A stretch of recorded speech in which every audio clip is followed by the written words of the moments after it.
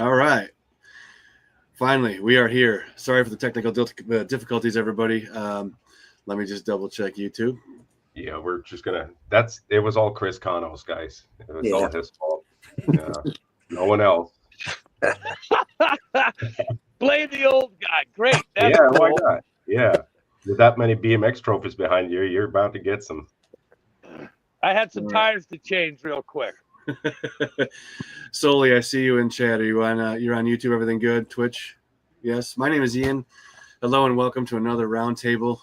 Sorry for the difficulties and the late start here.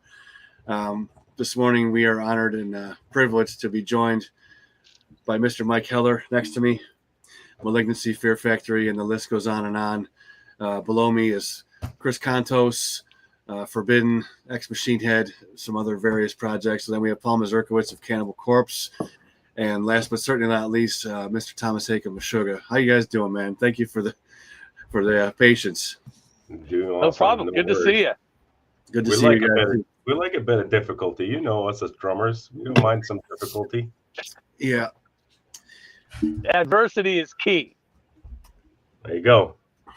Right on. Well, like I said earlier, what we normally do here, and we'll do the same thing for this one, is we'd like to take a little bit of a step back. And I know you guys have been interviewed a million times, but I'd like to go around and ask each of you just to talk a little bit about your beginnings in music. Like, go back to your earliest memory, childhood. What was the kind of music you were exposed to in your household? Did you take any lessons as a kid? And what, if, or who, if there was a who in particular, if you can remember, made you want to be involved in music to begin with? And since Mike's right next to me, why don't we go ahead and just start with you, man? Take your time, no hurry, no pressure. Where did it all start for you, man? All right. Well, my earliest memory of music is that my parents didn't really listen to any, as far as I know. My brother is 4 years older than me. He got a Twisted Sister Stay Hungry tape when I was about 4, I believe. And I apparently took it and kind of played it all the time. So, like, you know, when you're a little kid and you play the same thing over and over and over again, for me, that was Twisted Sister's Stay Hungry album. And I didn't really recall any of that until I ended up seeing Twisted Sister a million years later, and then happened to know absolutely every word and every part of every song. I was like, what the hell? And I had to, like, trace that back. And my brother was like, yeah, you stole my tape when I was, 8 or whatever. When he was 8. I was 4, I guess. Anyway, fast forward a bit, and it was really Metallica was the band that got me into like wanting to be a musician, wanting to play drums, just, loving what I was hearing. And for Christmas one year, I know I'm Jewish, but we did Christmas. For Christmas one year, my brother and I both asked for Metallica, and so Twisted Sister and Metallica were the only thing my brother and I ever had in common ever. We got Rock Lightning and Master Puppets, and he chose the blue one because, I don't know, whatever. And I got Master Puppets, and that became kind of the most important thing, I guess I'd say, that ever happened to me. If you follow the train of thought of that, I just became a musician, and that's all I do. So yeah, that was big for me. And playing, I mean, it was interesting because I was you could kind of do your best at playing Metallica songs when you're younger. It works kind of for the most part. You don't get all the new thing, but I mean, it was just something that just kept me going, and just heavily inspired by that. And then, I don't know how to explain how I got into the really ridiculous extreme death metal stuff. Certainly for Metallica, just hugely inspiring, and that's how I started, loving what I was hearing and wanting to, like, wow, I want to hit things. That's cool. Nothing about your playing is ridiculous, by the way. Oh, thanks. Except everything. Yeah. Wow, that was interesting to hear. I've never heard anybody say that in all the interviews I've done. Oh, that really? There was no the parents were not into music. That's the first. Yeah, I mean, well, so my mom, like, I remember years later, she would listen to like Jan, Aaron Neville and stuff. But growing up, I don't remember anybody playing anything. I think it's my dad. My dad was like NPR, and listen to the news and hear that 10-10 wins news crap that I would always hear. Yeah, and that's it. There was like no real music, and except for, yeah, I guess my brother, right? But he ended up, I mean, he's a scientist curing cancer now, so music didn't mean as much to him as it did to me, I guess. But he didn't listen to much, really. It was just me who was always gravitating towards it. Well, let me just pick your brain a little bit more then, because of the way that started. When or what was it in your earlier days that got you into it then? Was it just Metallica, or was there other bands or drummers that you can think of off the top of your head that were like, hey, I gotta be a drummer because that's cool as shit? I mean, it's odd because it was mostly Metallica, because I mean, I was, I think, 8 or something when I got that Master of Puppets tape, and I was just like, this is the best thing ever. I couldn't explain it. It was just kind of like, wow, when I go into my room and I listen to this, I feel better about life. But no, I mean, like, honestly, like Anthrax was really big for me back then as well. Megadeth, Slayer, of course. So I guess the big 4, sure. But yeah, I mean, then my brother was also listening to things like They Might Be Giants and stuff like that. So a little bit of that weirdness came into play, but it was mostly all these metal bands, and it kind of made no sense because I didn't have any friends listening to metal. It was just, I don't know, it was kind of me. Later, I had friends who listened to metal, but growing up, most of the time it was just kind of me and my friend. I remember like trying to get my buddy Dan into, hey, check this out, man. Like, this is this weird band called Creator or something. He's like, okay, thanks. They and he was then heavily into rap and stuff, and I don't know, it was just it was weird. It was very weird just trying to grow up and not knowing where you can find any more of this. So I would like read magazines and read a band's name and go, wow, yeah, I want to check that out by the name I was reading. I'm sorry, I'm taken aback by it because you're so different. Your playing is so different than anybody I know. Like, and to say that you're from the Big 4 and influence is kind of shocking to me. I would have expected a different answer. Not that there's anything wrong with any of the answers, but I mean, in a previous interview, I had Bryce Butler, who plays in a million bands. He's a crazy, cool, up and coming drummer. And he said on one of the interviews to all of us, a few months ago, I said, what's the hardest thing you've ever had to track? He goes, like, anything Mike Heller wrote, And then Gabe laughed and he laughed. And, they're like, yeah, nobody wants to play shit Mike writes, I'm like, well, that makes sense, But, yeah, the Metallica thing, that's awesome. Yeah, I mean, that was the weird part about it, because, I mean, you asked about origins. So, like, later, that's when things got really weird, Okay.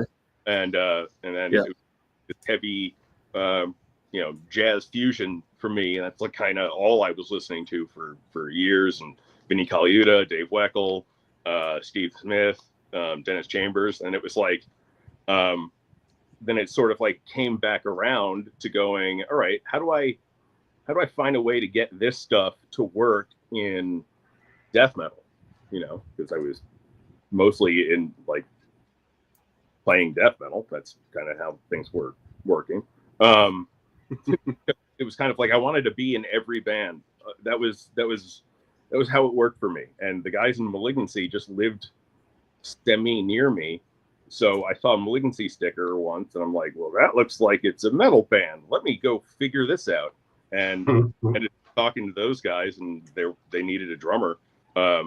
So that kind of worked. And the thing was, like, Ron, the guitarist of Malignancy, was just from another planet.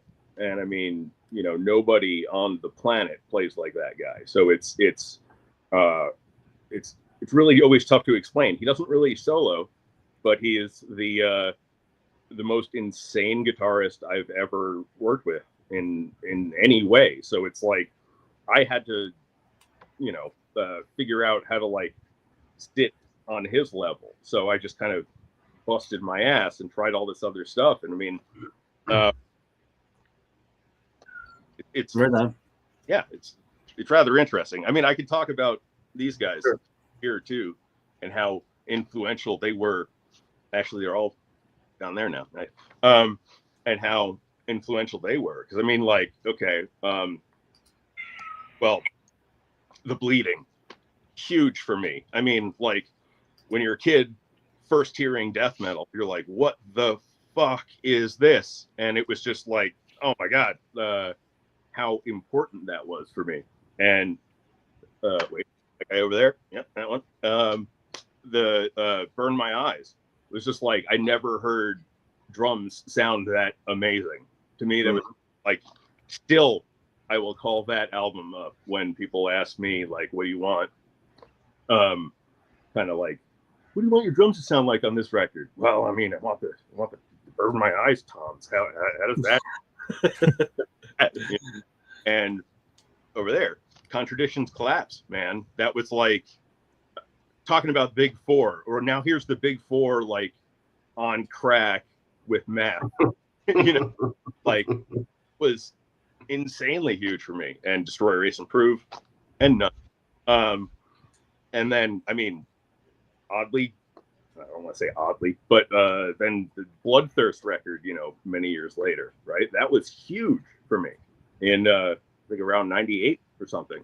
And it was just like, I'm hearing all this music from all these different places, and then again getting into all the jazz fusion and stuff, and I'm like, you know, in my weird brain, super ADD brain, trying to figure out, like, all right, how can I find a way to get all this stuff together in a cool way? But most of it is, I learned that the less you think, the cooler this stuff is that happens.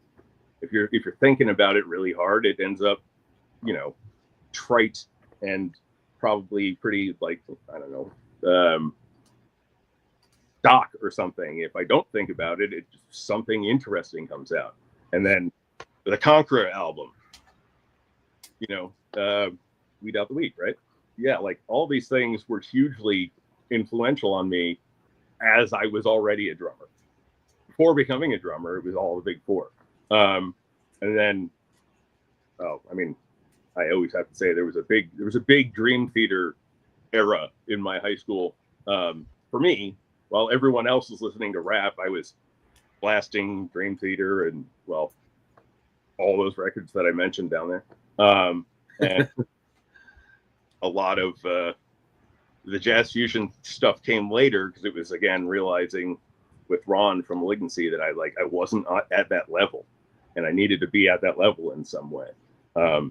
So I think that was the most important thing for me, is joining a band where, like, the guys in the band were just so far beyond what I could do that I just needed a way to work towards that. And sorry, I'm going to ramble. I will ramble a lot. Yeah. That's cool. And you were right. I did say Origin, so that was my bad. Does anybody have any questions for Mike on anything he's just said before we go to the next person? I do got a question. I was just curious. What age did you start playing drums, Mike? So I think it was about 12.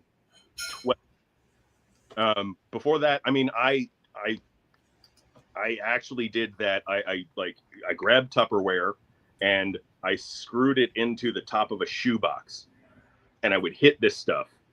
And I think my parents were making me take piano lessons, and I mean, I think that was probably somehow important in my life. But yeah, I don't really want to. Sure, it's a percussion instrument, but it's like, I remember I was trying to bring brought Guns N' Roses sheet music to my piano teacher, and she's like, I don't really do the heavy metal thing, so I'm not going to help you with that. I'm like, what the? Oh, teachers. My ear. But so yeah, I pretty quickly fell out of that. So I could still play the Cheers theme on piano if I get one in front of me.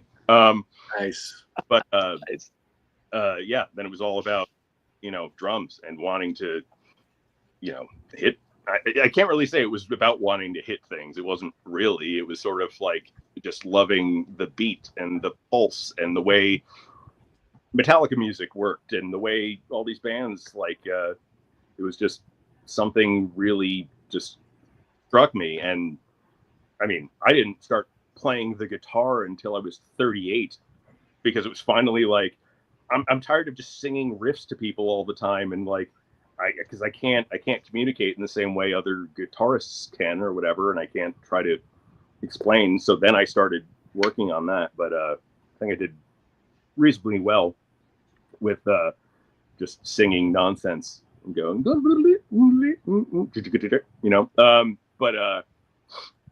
I think, yeah. Well, Yeah. Guns N' Roses was the heaviest shit ever. Huh? Guns N' Roses was the heaviest shit ever. Dude. I don't know. I don't know why that like rubbed her the wrong way. It's funny. Nice. All right. Awesome. Chris, let's go to Chris, man. Go back as far as you can and give us the humble beginnings.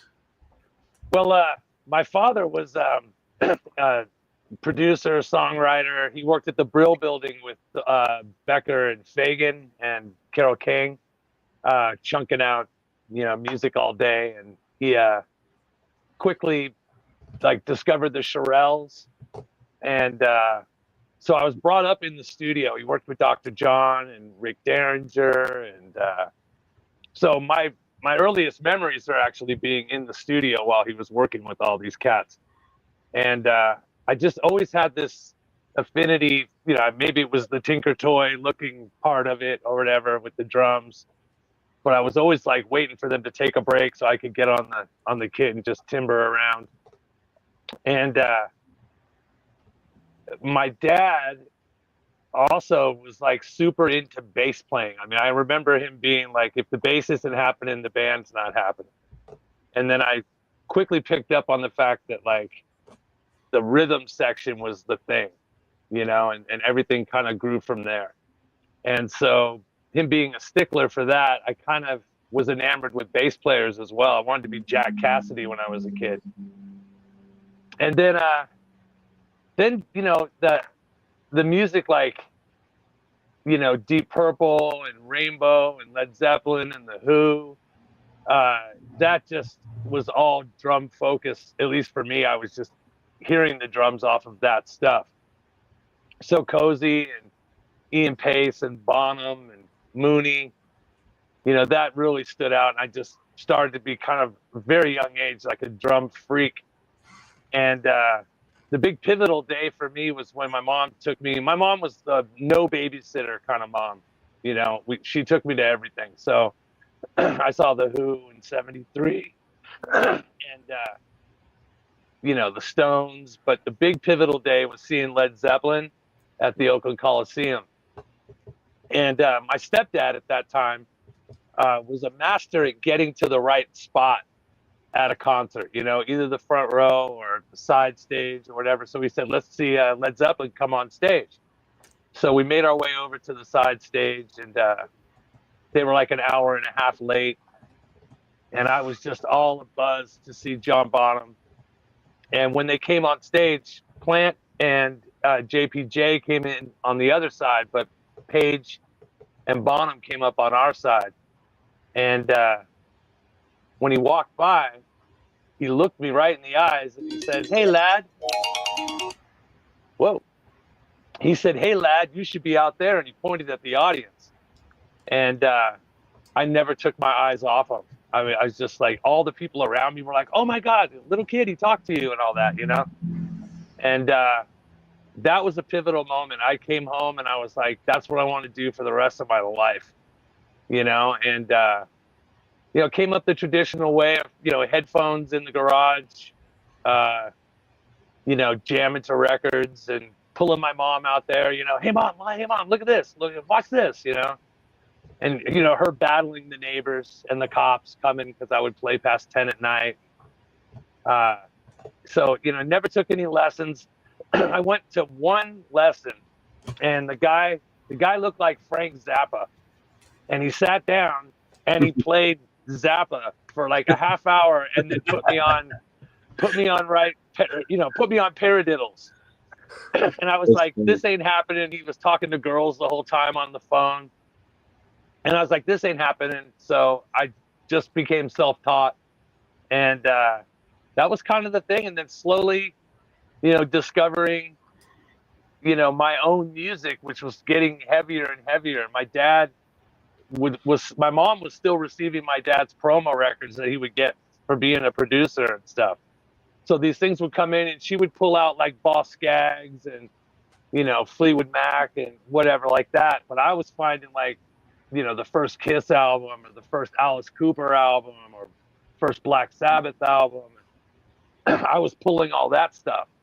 And that's where like the heavy kind of came in. I was like, you know, this is my music. This is the stuff that's speaking to me. And still loved R&B and soul and funk and, you know, all of that. But I don't know, for me, like drumming is like a compliment to an entire band more than trying to be just the drummer. I'm really obsessed with like arrangement and serving the song crafting. And then I kind of remember, oh yeah, I got to write drum parts to this, you know? So try to keep my style intuitive and real organic. Like Mike was saying, not overthinking it, just kind of let it happen. What flies out of my hands, flies out of my hands. And yeah, just then, you know, punk rock, older brothers in the neighborhood of my friends were getting into, you know, the Sex Pistols and Black Flag and the Circle Jerks and stuff. And I just felt like I'd found a scene, you know. Before that, it was like listening to music in the house, but then realizing that there's a culture behind something really spoke to me. So that's like where the punk rock and hardcore come in, and just feeling part of a movement. And that just kind of unfolds into like crossover, you know, being in the Bay Area. We had hardcore and punk bands playing with metal bands, and that was awesome, you know. And people say you don't know what's happening when it's happening, but I was kind of aware that there was this blend going on. And I also was kind of aware of its importance, you know. People stopped fighting over haircuts and you know, and come together over great music, you know. And so I'm getting exposed to like Lombardo and Tom Hunting and Matt Fillmore from Sacrilege BC, and just the veracity of the thrash metal scene and just the technical aspects of it. And that's kind of where I fall in with this crossover kind of drumming, you know. And you know, that's kind of the path that leads me to, you know, Machine Head through Attitude Adjustment. You know, Rob was a big Attitude Adjustment fan. He was also a big fan of this band I was in, Grinch, which was kind of like a precursor to like Neurosis kind of thing. And Nice. so he hit me up. He said, hey, you want to be a Machine Head? And I was like, fuck yeah. I had played on this little demo that he was putting together for trying to get the job for Ministry. And I played on 4 songs, and then I bugged out to New York for some months, and I came back, and the drum spot was, you know, available, and we spoke and got Machine Head, and those songs were super inspiring. And you know, I just kind of took a wild stab at it, and kind of rest is history, I guess, kind of, you know. Nice. That's quite a that you were exposed. You're probably the person that's been exposed to the most music, I think, on all the interviews as a kid that I've had here. That's pretty wild that your dad was so involved. Yeah, it was a trip. You know, he came up with the big California sound. You know, he was also like a social glue guy. He introduced Skunk Baxter to Steely Dan. His first 2 solo albums, basically, it is Steely Dan. And then same producer, Gary Katz. And then it turns into Steely Dan after that. Yeah, he's a world-class fuck up, you know, like out of control kind of guy, but at the same time, did a lot of formative stuff, you know, and spent a lot of crazy summers down in Los Angeles with him after my parents divorced, and was exposed to a lot of, you know, wild times, you know, nothing gnarly, but just like a lot of music and a lot of studio situations with Sly Stone, and it was rest his soul.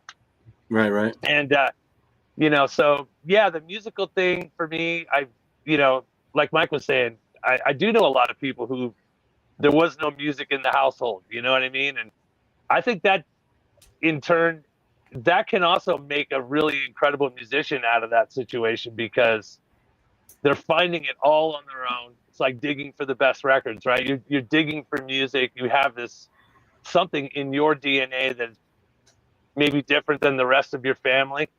And that's how you end up with somebody who's really discovering music and getting out this internal thing. For me, it was more like, I want to participate in this. I'm seeing it all go down. Lucky to have that mom too. My mom, like I said, took me to everything. We shared the love of Bowie and Stevie Ray Vaughan. Those were our 2 like kind of meeting points. So we, you know, had that relationship of music, and Nice. yeah. So Right on. Anybody have any questions for Chris on any of that stuff before we move on to Paul? Just an amazing story, man. Awesome. Yeah, that's pretty bonkers, man. I had no idea you were living in the music to that extent. Yeah, we've talked a lot over the years, me and Chris, but I didn't really know anything about your background, to be honest. You know, that was pretty cool. Yeah, really cool, man. Really Well, cool. thank you for saying that too, Thomas, because those are the fun. I appreciate that. These are the fun things we find out on these interviews, where it's nice, because I've known a bunch of people for many, many years and didn't get the chance to hear some of these little nuggets, and it's kind of interesting to see it unfold. So yeah, that's awesome. So thank you, Chris. Oh, no problem, man. Insane. All right, Paul, you are on deck, sir. Oh man. All right. Well, I guess you know, like kind of like Chris, I guess we're roughly the same age here. So, you know, growing up in the early 70s and you know, getting into music around that time, my parents weren't huge music listeners, but we had it in the house. My dad had a bunch of albums and 45s that were just kind of lying around. I don't recall really like listening too much music, say, as a family, but I remember my early remembrances of the music scene at home was just digging in the attic or through his record collection, and, you know, just picking out 45s and picking out albums. I remember listening to the Beach Boys, actually. I think was probably the first band that I actually got into, which was one of his albums. But you know, and I liked it. And I guess I wasn't sure what I liked at that point when you're that young, 7, 8 years old, right? You're still, you know, you're just discovering all this. So, you know, what do you really like yet? So, but I guess it hit me probably around that same time when I'm digging. I remember coming across the Kinks 45 with "You Really Got Me" and the single "All Day All Night," and, you know, just hearing actually the sound of the guitar. That caught me more than anything. Hearing that sound that, you know, was obviously unlike like the Beach Boys or the Beatles or anything like that. And you're going, wow, this is like heavy, whatever that means, I guess, at that point, right? So that was when I really started feeling that I'm liking something a little more gritty, a little more edgy. And it just took off from there. Soon after that is being a 9-year-old boy, Kiss was my band. You know, they were all over the news. I mean, they were on TV. I mean, all these things, you know, they were in the papers. I mean, Kiss was a huge deal, of course, right back in the 70s and early 80s. So So that was what got me into music to start it as what I really liked. And I love the imagery. I love the music.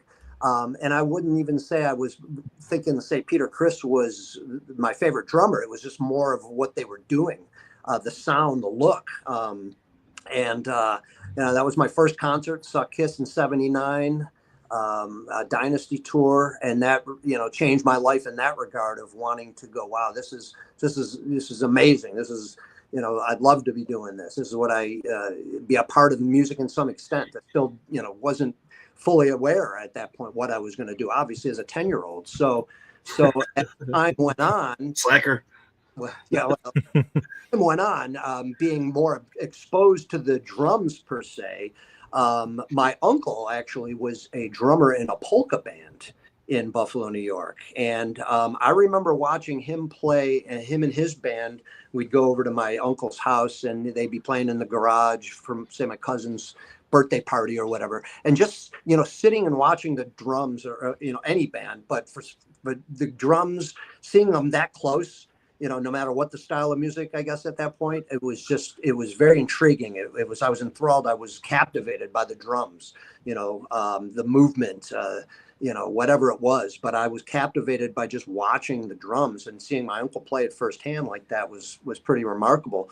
And my immediate cousin was 2 years older than me, was a drummer as well at that point. So we were becoming teenagers. I'm like 12 years old. He's 14 or what have you, and he's got his own drum set, and I'm able to go down in his basement, watch him play the drums, and maybe fiddle around a little bit. But so that's when the drums kind of started with me. But yet I wasn't sure what I was doing. I played guitar first. I think around 12 years old. I did take formal lessons for a couple of months.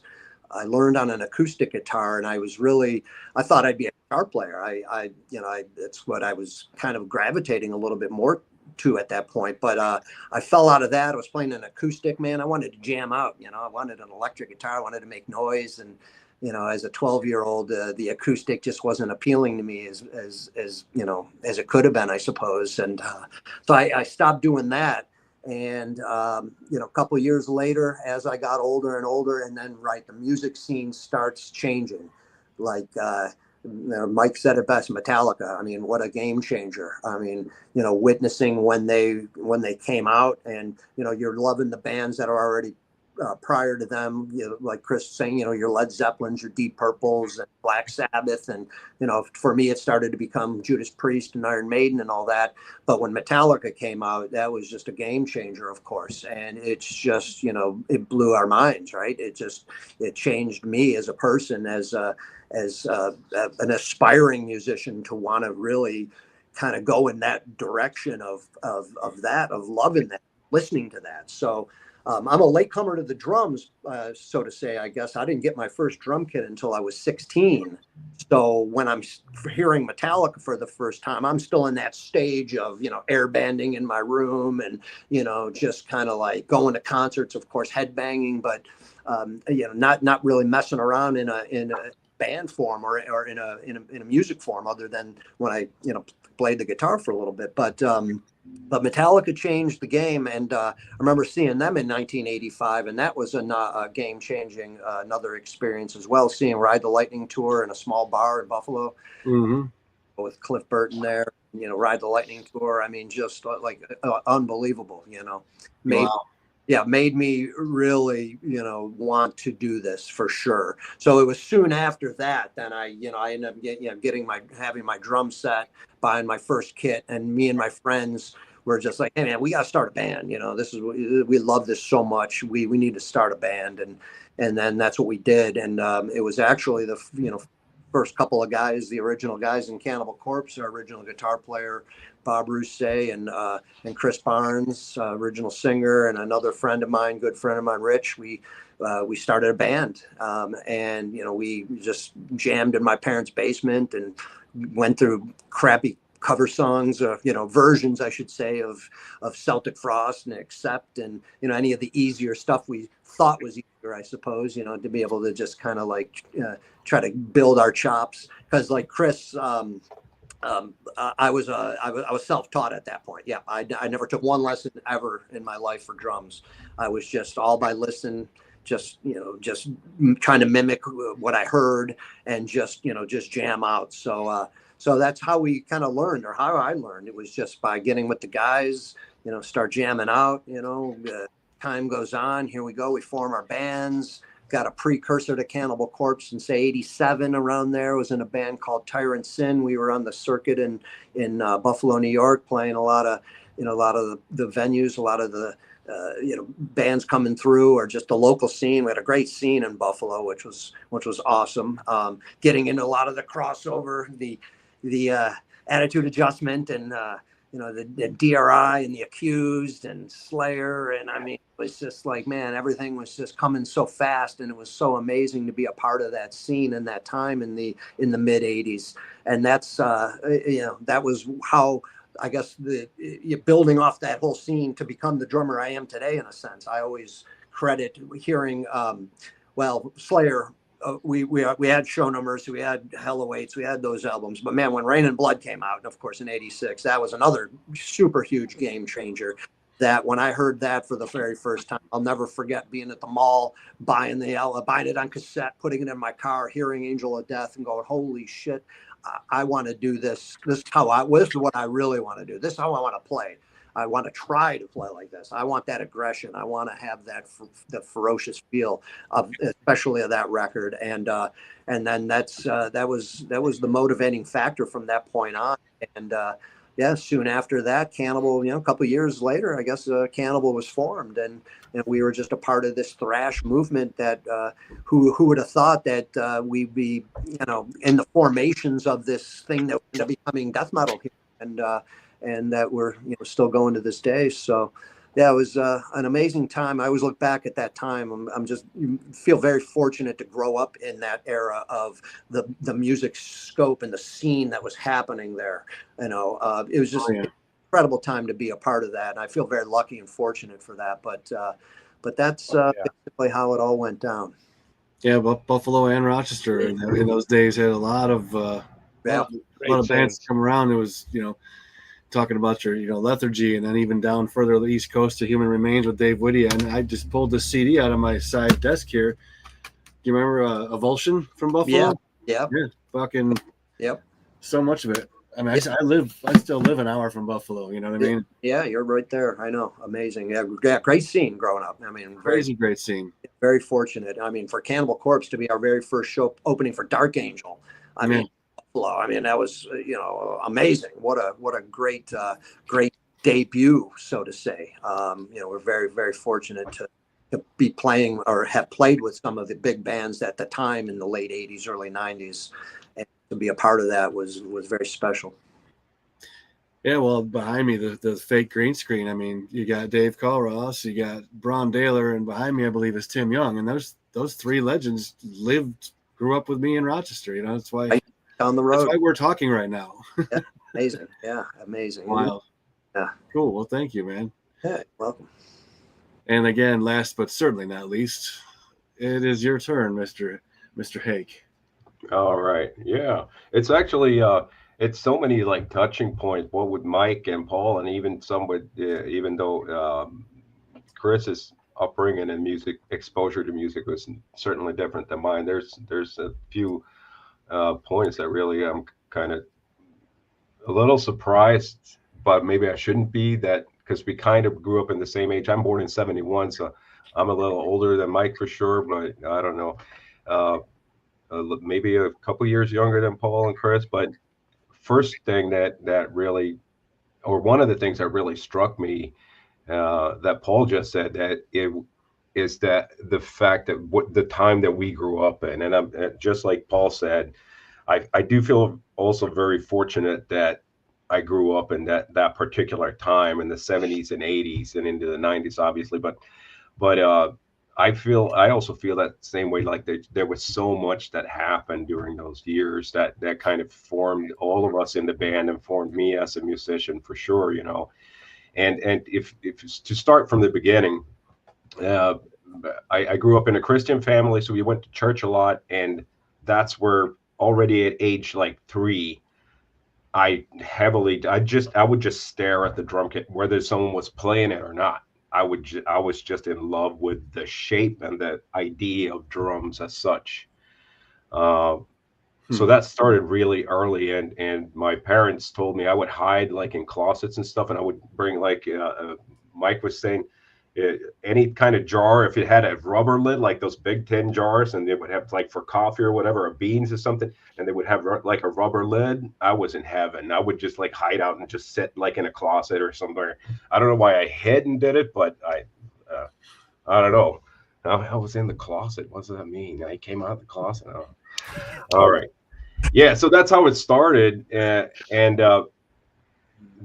In church here in Sweden, at least, like the church that I grew up in, this wasn't allowed like American gospel church. So there was no gospel style playing of drums. This was the most muted, like, excuse me for existing type of drummer. And don't you dare hit a rim shot or nothing. It was all side clicks. And there was only one guy that kind of played in church, and he played very, very weakly. But it didn't matter to me. I was just in love with the whole idea of drums as an instrument. And I also started, once I got out of that closet, and I remember I would sit at my mom's piano stool, and I would put chairs up around, and I would put those different jars up around me. And I noticed that for a snare, I could use, I had one of those tin cans with a rubber lid, and I put some dried peas in there, and it would go crack kind of when you hit it.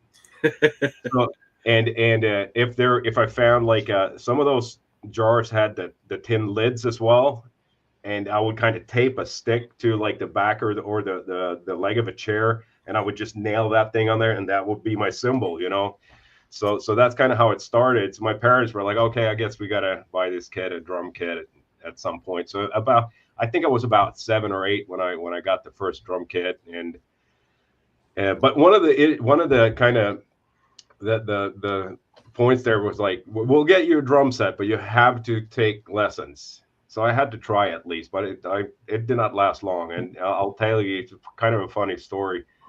The first time I went to this guy in our little town, his name was Per Rudqvist. He's long since gone. He was an old man already back then, and like Chris said, I think like this rudiments and stuff like paradiddles, that's what you start with, right? And I come into this room, and in the corner there's a huge drum kit, like a fusion drum kit with a ride up high, and it looked so awesome. And I was like, really, I'm gonna get to play that? And the teacher was like, no, you're playing that kit. And that was a bass drum and a snare and a hi-hat, and he took out the bass drum. So it was like, okay, what are we doing here? And he put up the notes, and we kind of started from scratch, like, oh, no, that's your left hand, and that's your right hand, and blah, blah. And I remember I went to his classes maybe like 5 times total. And the only memory I have of those times was that we had another really talented drummer that started playing at age 4 called Morgan Höglund. And he's actually still a working drummer here. You see him on TV and Idol band, whatever, and stuff like that. So he's a successful drummer. But we grew up in the same town, and we had the same teacher. And I remember the classes were 50 minutes, and he just like did not like anything that I did behind the kit. So he would hover over me. I just remember him going, no, stop.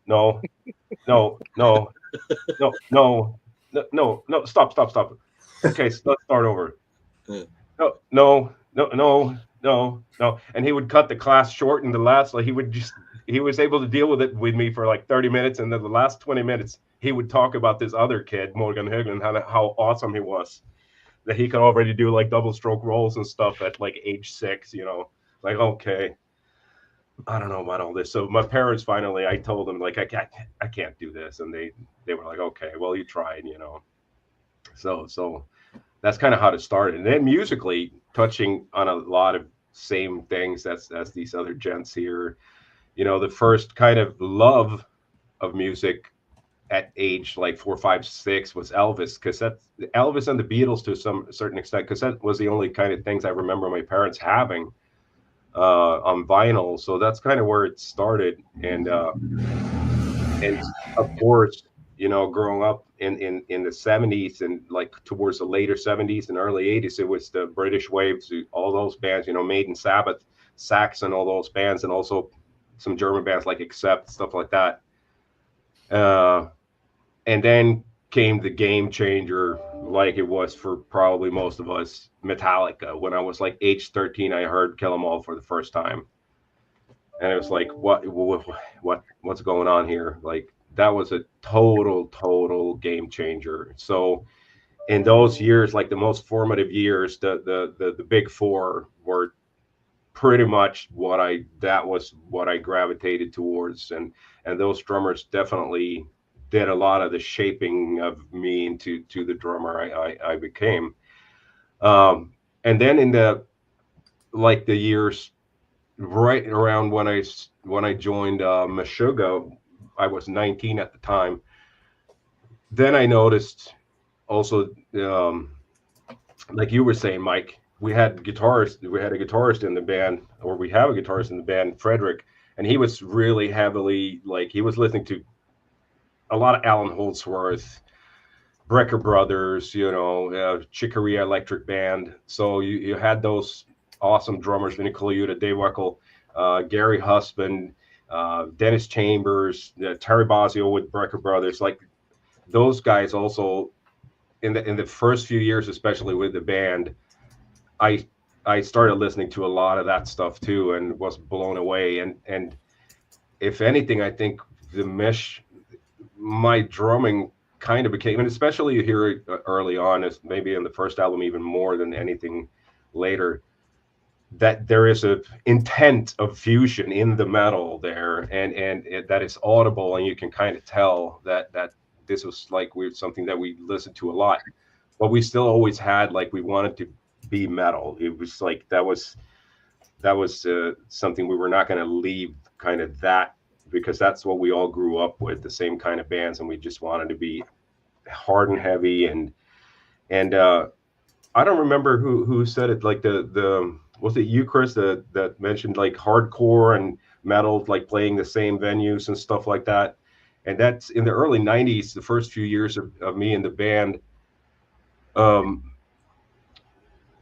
There wouldn't be metal shows and separate hardcore shows. There would always be like metal and hardcore. So we were always up against like Refused and Abinanda and bands like that. So that, I think, also was a really, like, had a shaping aspect for us as a band, because we really kept, and even today, the vocals that we always did for the band, it's more kind of hardcore vocals, because it's not really, we don't care about tonality or a vocal line or anything like that. So it's more just like straight out screaming. And we definitely, that came more, I think, from the hardcore than it did, you know, Metallica, for example. So there was a like kind of a, that influence as well. And it was a fight. And they were like, Refused, for example, back then, they were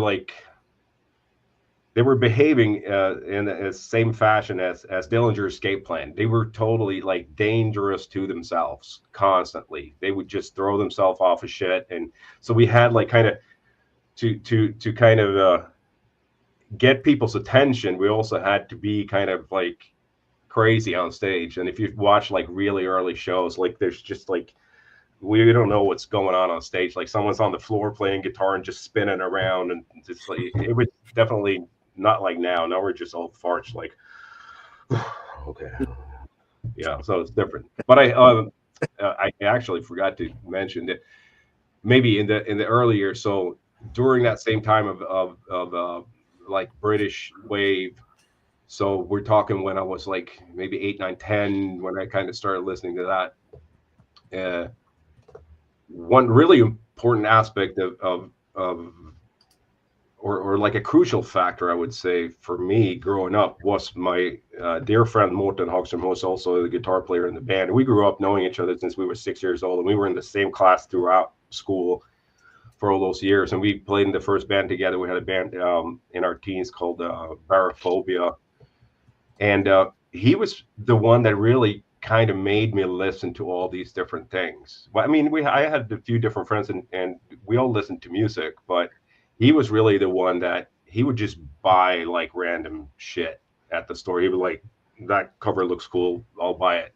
So there was, I'm not even going to start to try to remember any of those bands, but it was anything metal pretty much.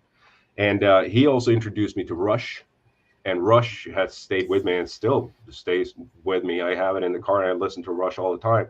And also a British band, Marillion, and the drummer there, Ian Mosley. And to me, he was also very important in those formative years. And I love that band as well. So Neil Peart and Ian Mosley were also drummers that really kind of shaped me, and like, wow, that sounds amazing. And Marillion had really, especially like third album, like Misplaced Childhood, they had an awesome drum sound as well. Really like open live toms, and they just sounded amazing, you know. So I just want to not forget to mention those guys, because they definitely were a big part of that too, you know. Nice. Yeah. I don't know if I'm running out of shit to say, I guess. I think I covered it all. Yeah. Man, amazing.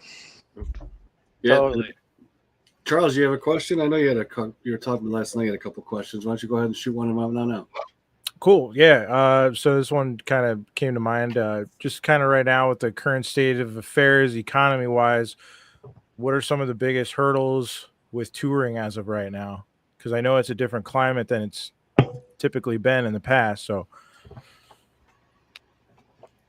Don't get me started. Yeah, well, round table. Yeah. Yeah, it's weird because, my mom, forever ago, said someday, kid, they're just going to be able to grab the music out of the sky. And I don't even think she knew she understood the progression of technology, but didn't really understand how on point she actually was. And, there's something going on here with streaming, of course, and, the passive exchange of art for money that isn't offensive. But, like we were talking about coming up in the 70s, at that time, deep into the 90s, music revenue was bigger than theater, movies, and sports combined. And that exchange is lost, Yeah. No, Chris Frozer, he just loves doing that face for long periods of time. I'm very Will Shatner with my pregnant pauses. No, but that's true, man. It's actually kind of weird these days, because I remember even in the 90s and early 2000s, it was pretty easy to see, like, because you're still selling physical product, right? So it was kind of easier to follow, and then you got the statements from the record label, so you can actually see what you're selling and so on. Yeah. And these days, there's no such thing. I mean, sure, we do sell vinyl, but that's more on tour, kind of as like a merch item almost. Oh yeah, the merch item for sure. Yeah, so it's very difficult. And now the statements we get, that's like that thick, and it's all like just electronics, like streaming, and obviously all that stuff, and it's impossible to kind of keep track of. So you don't really talk about it anymore, especially at least not in metals. Like, yeah, they sold 1 million albums, so it's like, we have no idea what anyone sells. We don't know. It's not like that anymore. It's definitely kind of a very diffuse situation, kind of. Oh, it is. And at the Napster moment, right, the nucleus of the Napster moment, I think a major failing was that somebody didn't come running out of the basement of the record label saying, hey, we can do this, right? Like, the record label should have jumped on streaming right at that moment. And, they probably would have set it up with a, livable wage based on publishing at that time, what that was. And I think that they really failed at that point, because now the record industry is in the bottom of the well, scratching at the walls. They've become reactive as opposed to the old way of being proactive. The risk taking isn't there anymore. And then, like, after COVID, somebody caught on that when we come back, we're going to need it like heroin addicts. and all of the fucking prices have gone up. Busing, Carnet, Visa, everything, you know. So it's almost not sustainable at this point to tour. I'm sitting on buses with people like, you know, telling me they're paying $110,000 for the bus, you know, and these used to be 18 grand for these same runs. And it's a challenge. It's a challenge. And I think everybody's also really afraid to alienate the listener by kind of placing some of this blame at their feet, especially in our culture, where you should know that it's really a struggle to be in a band, and the expenses and the overhead to just bring your music out on the road is super expensive. And yeah, there's got to be a cultural realization here that it can't exist like this. Something's got to give, you know? Yeah, it's interesting. Yeah. I mean, I had a talk a few years back, probably 8 or so years at this point, maybe 10, who knows, but with the band Keep of Kalesen, and I believe they're from Finland, if I'm not mistaken. And, you know, the dude was sitting there, and one night he told me how that the government gives them money to tour because they treat music as an export in some of these European Union countries. It's a shame that the United States, you know, doesn't, you know, grasp onto that idealism and treat music as an actual commodity and an export and support bands like countries like Finland do. Now, Thomas, you guys, what's it like for you guys? You get any assistance from your government or no? Not really. Well, not anymore. But we have been fortunate enough to get money from the government. Yes, over the years, especially if we go back, say 20 years, 15 years, maybe up until like 10, 15 years ago, we would occasionally get. You just basically apply for it. You show them the plan. You write down the plan. This is what we aim to do, and they have like this and this many millions to spend on Swedish music, and a lot of times it would not a huge problem to get some of that money. So it not necessarily much, like $10,000, $20,000, but it sure helped us. You know, it definitely helped. So and also, if we go back even further, like in the 80s where we grew up, me and Morten with Barophobia, our first band there, we had a free rehearsal space that was just paid by the city. I don't remember us ever paying anything for that. That's awesome. It was just like, here you go. You share it with one other band. 2 drum set, but the room was plenty big. So soundproof, everything perfect. Play whenever you want, as much as you want. Wow. So that's another thing that was really helpful. And they took that away. The current government, they're, you know, don't even get me started on that. But so that's not a thing anymore. That doesn't exist anymore anywhere in Sweden, as far as I know. So it's definitely a different time now. But they were really like proactive for music. And if you look at Sweden as a nation as such, music export is insane. You know, if you compare, we're not even 10 million people total in Sweden. And the amount of music that comes out of here in every genre, and music producers that you see for, you know, like big movies and big artists, you know, even, you know, Beyonce or you know, big shit.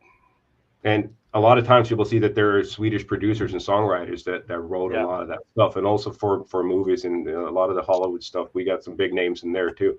So music export in Sweden is a huge thing, and it makes no sense that they would kind of draw back all these things that would help, you know, kids be able to become, you know, successful musicians. So it's really kind of the political system is all whack now, but it wasn't when I grew up, and I'm again very thankful that I grew up in the time that I did. Yeah.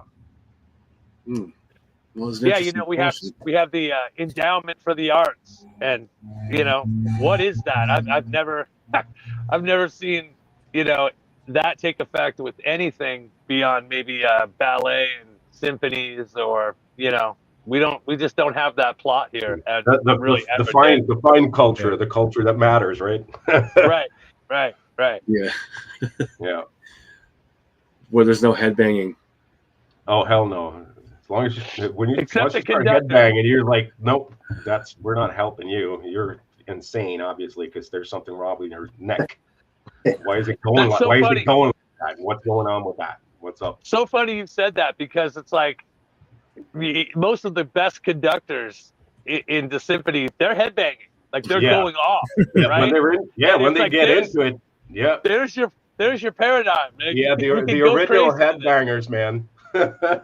That's funny. Yeah, but even Beatles, early bands too, and they could get into it. Like, you see them go insane, kind of like that too. So, Yeah. Jason. Everyone heard it's a 1 second clip. You hear that's Dave Lombardo. Yeah, Hey, that's Dave. 1 second. Yeah. All right, let's take a 15-second break to hear a little bit from TAMA drums. We'll be right back.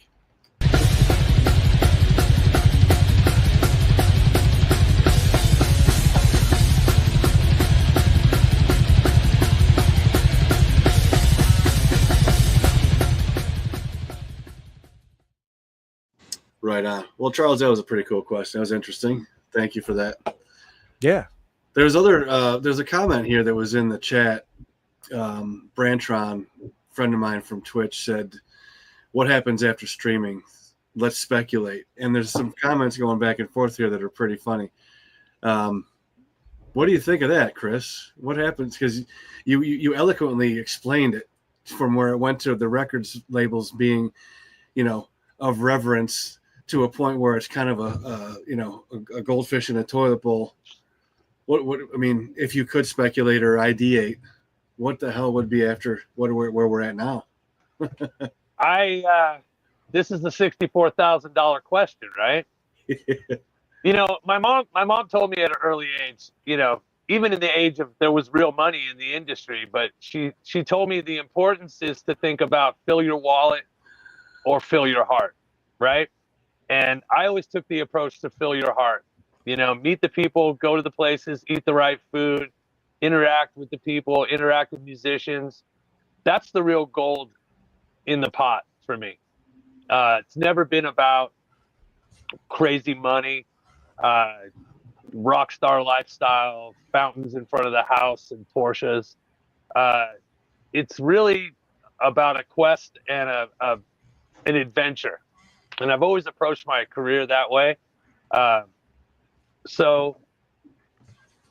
But in that, you have to be sustainable. And at some point, I think there's going to be a reverence for the hard product. I still see it, like in South America or certain places in Europe. They still want the hard product. They want the tangible shit. I mean, I think most of us grew up just gawking at album covers, right? And then you had the magazines, of course. But these were the only ways to connect. And I just think that at some point, hopefully, people will have a reverence again for the actual struggle and to actually get the people the music and the hard product. And, that's what's going to have to happen. Or we're going to see a lot of bands and a lot of music go bye-bye. The record labels are now all focusing on ultra formula and groundbreaking and risk-taking is at a premium.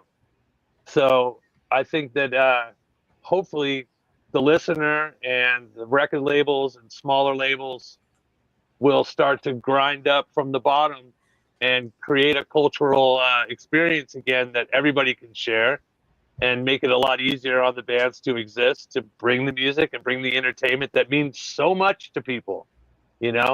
Music changed my life. Well, if you want that, again, that common exchange of art for money is going to have to come back at some point. So I hope it does. We just have to stab and thoroughly murder the internet, and we can go back. But then we won't have these round table or rectangular table, drummers table anymore. That's the downside of it. There's plenty of downsides, but we have to stab and thoroughly murder the internet. That's part one of the solution. You have to thoroughly murder as opposed to just half-ass murder. Don't half murder something. Like, you got to thoroughly murder it. Double tap. Double tap. Double tap. Yeah. You know, this AI fear, just real quickly, like, you know, I see AI as an opportunity and a tool, right? And I also think that it's going to have some self-destructive qualities to it. I think everybody's afraid that AI music is going to do its thing. And I think what it's going to do is it's going to cause a revolt. And I think people are going to seek the real versus the fake. And that might have a reverse effect to everybody's fear right now. I think it may be a positive thing to have a paradigm between the real and the fake. I think it's already happening, sadly enough. I mean, yeah, it is. If you ever saw the movie Ex Machina, I mean, great movie, and it happens. But yeah, AI was part of the discussion. The one thing that, like, the one thing that's not so much a fear, but it's more an annoyment at this point. I mean, we're still AI is in its baby steps, or it's in its infancy, as we say, at this point. So, but already it's like you can't really trust anything anymore. You don't know. There's no like real, like, you go here to have some kind of truth. You don't know what you're looking at. You don't know if what you're watching is this man-made? Is this not made by, not man-made? That's kind of what I see at this point. But this is like I said, this is in its infancy still, and hopefully it's like Chris said, maybe it will be a tool, something that actually does make sense at some point. But right now, it's just kind of weird at this point. Right now, I think it is bizarre. It is bizarre. Yes, it is. And I mean, tell AI, if you put the right thing in there and tell it to write a Meshuggah song, and it'll write something that's pretty darn close and could almost be like, we can actually take this part and put it on the next album. Not that we would. I'm just saying it's pretty bonkers, Yeah. Yeah. Well, album art's being done with AI too. Oh yeah. More and more in art, for sure. Yeah. And it's to the point already where it's just almost immediately identifiable that it is AI. You know what I mean? But that's what I mean. What about 10 years from now? Yeah. 20, 50 years from now, what is that going to be? Like a week from now. You will not be able to tell. But here's the rub, right? Record covers were being done by Photoshop and CGI. And I think there's a Terminator 2 element to this. Skynet. That is, right? Like, there's been plenty of things that went by. Like, okay, so what's the difference, really? I mean, we're going back now. Every step of technology has come with a certain amount of fear. The steam engine's going to destroy the horse industry. The telephone is going to destroy the new. Right? The TV is going to destroy the newspaper. It's like everything, like up to the synthesizer, is going to ruin music. Every new step creates great fear. No, it's so true. Elvis is the devil, right? And I sure hope that it's just another one of those. Like, of course, initially we're going to fear it because mankind is kind of we don't want change, and we certainly don't want change that is very fast. So it scares us. So hopefully it is like Chris says. It's more just right now it scares us because it's brand new and we're not sure we want it, and we're not sure where it's going to take us. But time we'll know. I'll tell you straight up. We just did an AI video, and the artist and myself worked on that thing painstakingly. The art that is in that AI art is still art. There was an artist involved. There was the band member involved. We were going back and forth doing it. And we almost did it as like a snub to the whole fear thing. I've seen bands that have used, CGI for their videos, and that was going to ruin the world. And it was going to take all the artists' jobs and everything. It's like, it's a little silly to me sometimes. I know that we're going to get a concerted amount of blowback for the video, and the song is divided by 0, which means what it means. It's like arguing and freaking out over shit to no end. But we kind of welcome it because it starts dialogue and it starts people getting the ball rolling on like getting past all this fear and everything. You know, it's up to the people to, it's up to the people to decide what they want and what they'll accept. You know. Yeah, and you guys are still, you put your handiwork into it, so you're still actively like forming and shaping this using AI as a tool. I mean, we have a video out too that was made through AI, but we weren't really involved because we didn't try to sync it with the music or anything. It's just kind of a flowing, continuous piece of weirdness happening. Right. So we've used it too in that regard. So yeah. I don't know. The thing that drives me nuts though is, as Thomas, you were saying before, you don't know what's real and what's AI. And I've been wondering, sorry to take aside from the video, even though Malignancy AI video. So yeah, I guess I've done the same. But I want to know why nobody's creating AI that will find other AI and like remove it from my feed, so I don't have to like be confused if something is real or not. Like AI removal tool, like take everything powered by AI. Just show me real shit. Okay, yeah, not a bad idea actually. Yeah. But run with that. But there's so much AI in our lives for the past 20 years. I mean, look at the list of AI that has been in play. It's like turn off your navigation, and so on. You know, automated everything. It's been at play for a really long time. No doubt. Yeah. And it's weird. The record companies now are going to lean hard on it. You know, they sued all the AI companies so they can use their own catalogs with their own AI to create the greatest music ever, you know, sold throughout history. So we're going to see this unfold, and it's a wild time to be alive, gentlemen.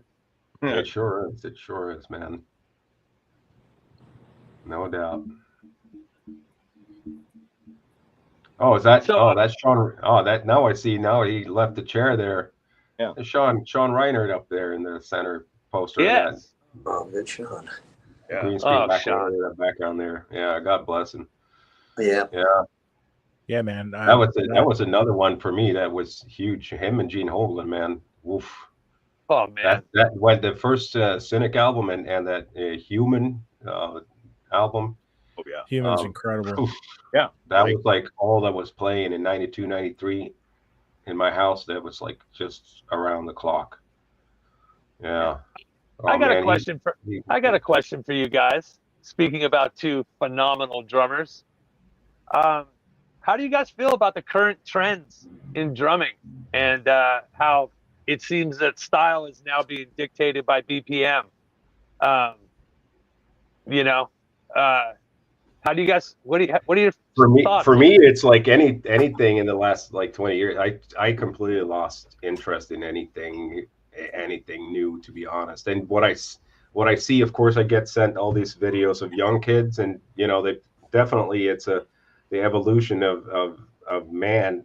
It's and the tools that they have at their disposal in just the internet, and the amount of things that you can learn, the tools that we never had when we grew up. We had to listen and try to, like, how does he do that? Like, only by ear, and there was really no such thing as I mean, sure, you could buy a Dennis Chambers video, but it was like, would be just so far beyond your capabilities anyway, so it didn't really teach you anything. It was just like, what?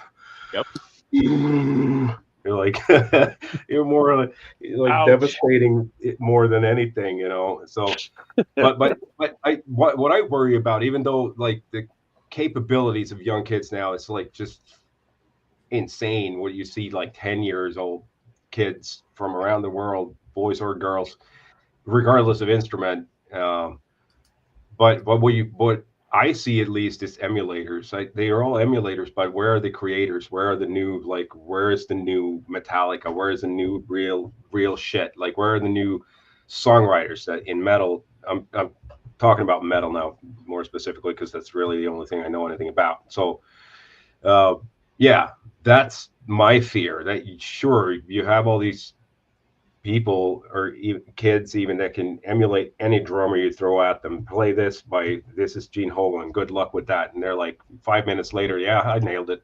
Watch this. Like, what the hell? But Yeah. again, where are the creators, the songwriters, the new real bands? The songwriters are either in their basement or with a band, and the record labels won't take a chance on them, so you'll just never hear them. There you go. Yeah. That's big. Because it's not new and trendy or whatever. You know? Yeah, and it's like, yeah, it has to fit in a box. You know, does it sound like this? Okay, well then, at 1 million followers, if they have 1 million followers, they've got a record deal. You know, and Yeah. Can you throw some clean vocals in there and maybe put on some masks and shit? There you go. There you go. Perfect. You made the Done cut. deal. There's a band right now, and then kind of saying it's a new thing. Like, well, you obviously didn't grow up in the 70s thing, because there was plenty of that shit already. You know, Alice Cooper and Kiss and plenty of bands that fucking look at David Bowie, what he looked like, you know, back in the day. Like, come on, man. Ain't nothing new. It's just, you know, trying to call it new, but there's, to me at least, there's nothing, you know, new or really too exciting about any of that stuff, as far as the stuff that I've heard, at least. So not to me, at least. So. Well, let me say hello to Sterling Junkin in chat. Welcome. Thanks for joining us. I will say there's a band I found 2 years ago out of Boise, Idaho. Bunch of young kids. They put out their first full length when they were 17. They're now about 21, 22 years old, and they're on their third full length. And they write music in the same vein of Old Death and Cynic, and they're called Barn, just BARN. If you haven't heard them, look them up, man. It's really refreshing as fuck. All right. To see what these kids have done. Also, when I was out, sorry, I had to step away. My niece is pregnant, and they just took her in to be induced. So my wife was leaving. I'll go check up with her when I leave here. But I also heard when I moved away, you saw this, and, you know, I think it was you, Thomas, that said, oh, it's Sean Reinert. And if you don't mind, I'm going to take a little segue here, because before the interview started tonight, when we had the this morning, I usually tonight, it's morning. One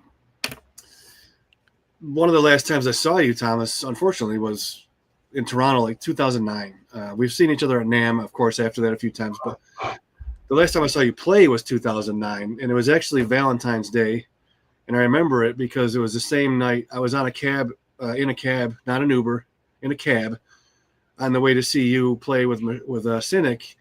And I had heard on the radio that Louis Belson passed away that the night you guys played in Toronto. So I watched Sean side stage. You know, he went to shower. Then I stood behind one of the curtains where you guys keep your, you know, tubs of ice on the stage. And I watched you for a while. And then I walked out of the venue to go meet Sean at the bus, and he was coming out of the venue at the same time. We kind of, hey, what's up in the street? We go over to the bus, turn the corner, and there's like a group of 5, 6, 7 people just hanging out right by the tour bus door, you know, smoking, doing whatever, chilling. It was cold as fuck because it was February. And Sean goes to open the door, and the group kind of disperses except for one guy. And he turns to me. He's like, all right, hurry up, man. Freeze. Let's go. Got to get it back on the bus. I'm like, all right, who are you with? He's like, I'm with the band. Fucking let's go. Freeze it. I'm like, what band are you with? He's like, look, I'm not with the band. I'm just cold. You know, can I just come on the bus for a minute and hang out and warm up? I'm like, dude, I'm a visitor here too. Sorry. Can't help you. Have a good night. And I go up on the bus, close the door. I don't lock it. And then I go up and I sit, close the curtain. I'm in the first spot behind the curtain. People are talking shit like that, having a beer. 2 minutes later, the curtain opens, and it's this fucking dude that I told to go away. Opens up the curtain. He's like, puts his arm up. He's about to say something. And before he spoke, I was up and in his face, and I cracked him, and I threw him into the fucking window and down the bus stairs. And I just started going off on this dude. And the Cynic sound guy jumped down the bus stairs, grabbed me off the guy, you know, shit dispersed up. He ran off. We go back onto the bus, and I go up and I turn the corner, and everyone on the bus just starts clapping. And Sean was like, dude, we should change your magazine from Sick Drummer to Sick Reaction Time. I was like, dude, that's hilarious. And I'm going to also take this opportunity. Sean gave me a bunch of cymbals, 15 years ago. And he's like, use these for contests, whatever, give them away. I don't care. I'll give you more. Unfortunately, that never happened as he passed away. So after he passed away, I was trying to figure out where the 3 that he had given me from the Focus and Human sessions went. And I traced one of them back to a guy in Denver who was at my Blast Off drum competition in 2012. He won it. And I emailed him. I'm like, hey, just out of curiosity, do you still got that cymbal? I'm like, I don't want it. I just want to know you still have it. And he messaged me back. He's like, yeah, I still got it, man. It's hanging on my wall. It's been there for fucking 16 years since I won it. I'm like, awesome, thanks. 3 weeks later, I get another email. He's like, man, after me and my wife were talking, we're thinking that I want to send this cymbal back to you because you were friends with Sean. I never met the guy. It would be better with you than with me. And I was like, oh my God, wow. So he boxed it up. And 16 years after this left my office, it is back in my office. Wow, that's dope, man. Yeah, signed from the man, 1991, Death Human. Legendary. Sean. Look at that. Right there. 16 years later. Just sitting there. I've been sitting there for years, man. To say I was blown away was an understatement. So I had a couple kindly Brent to Fria's, limited edition scores that were signed by, Masvidal and Malone and Reinert.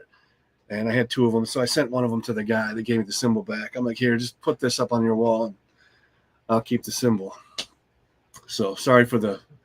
It's an awesome story, man. It's death metal royalty, and I just had to share it.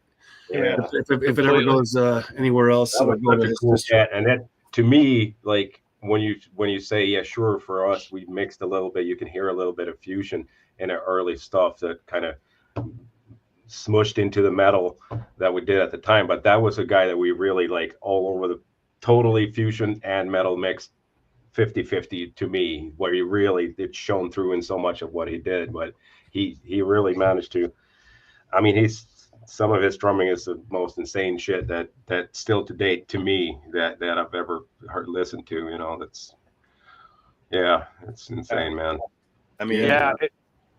It's his tone, his touch, his grace on the drums was so fusion. It wasn't just the complexity and the math. It was you could hear Montevishnu Orchestra in there. You could hear all the greats. You're totally right. It was pure fusion. You could feel it. And very few drummers have hit those marks since. Yeah. Absolutely. Mike, were you gonna say something?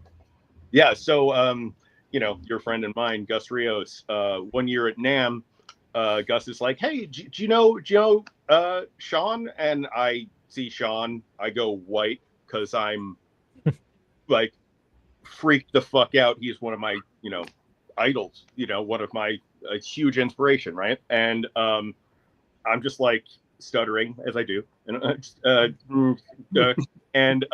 he looks at me, he looks at Gus, and he asks me, "Hey, Mike, how do you know this faggot?" And I'm sorry,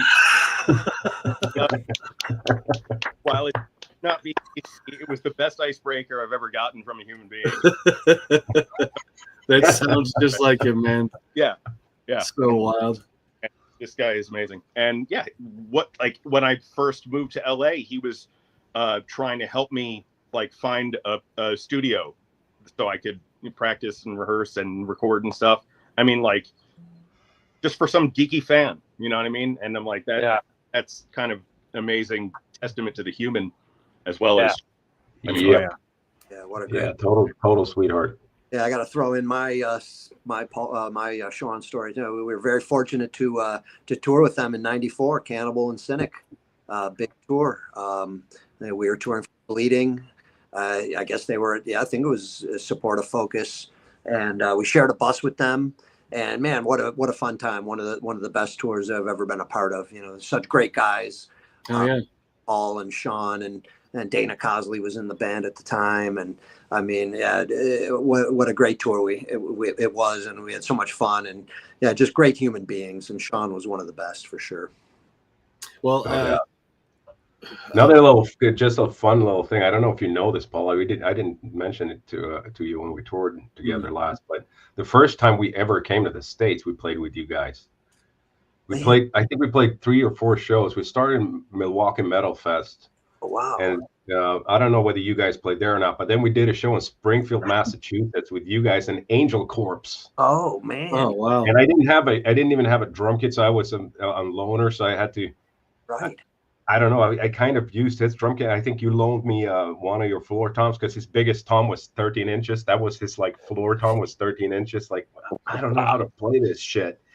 And do you have any cymbals I can borrow? I asked the guy of Angel Corpse, like, yeah, you can borrow whatever you want. And I look at his kit, and it's all like circular saw blades. It's not real cymbals. It's saw blades. Like, what is going on here? I remember the PA was mono too. It wasn't a stereo PA.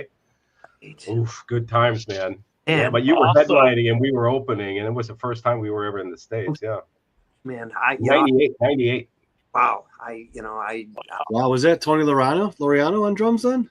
It would have been Laureano. It should have been. Right. Yep. Yeah. And ironically enough, we just saw Tony not that long ago. Really? Oh, really? You saw that Morris Sound was received that historical marker. Yeah, that was awesome. Yeah, I saw Tony there because he works for he's working for TCO, and has been doing that for the last few years. And good friend. He was drum tech for me for years too. And yeah, oh, gotcha. Okay, I didn't know that. Recollection of that. Gee whiz, man, I'm just starting to lose it, man. The memory's starting to go. Well, it probably already started years ago.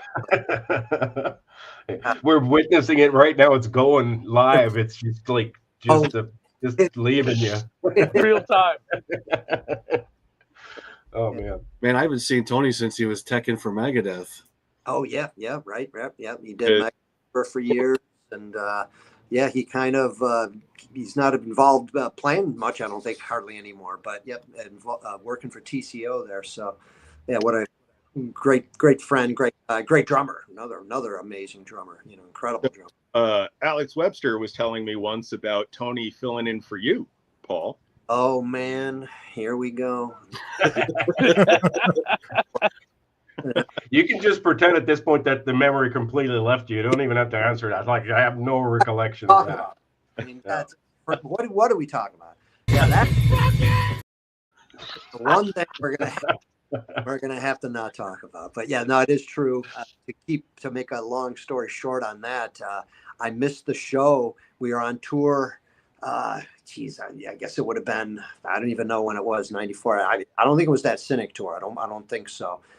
So maybe it was a little after that. But I remember I ended up missing a show, and Tony filled in for me. I remember it was in Detroit. That was it would have been the only show that I've never played with Cannibal. And that would have been the only time somebody filled in for me. And that's as far as I'm going to go with that. So. Wow. Nice.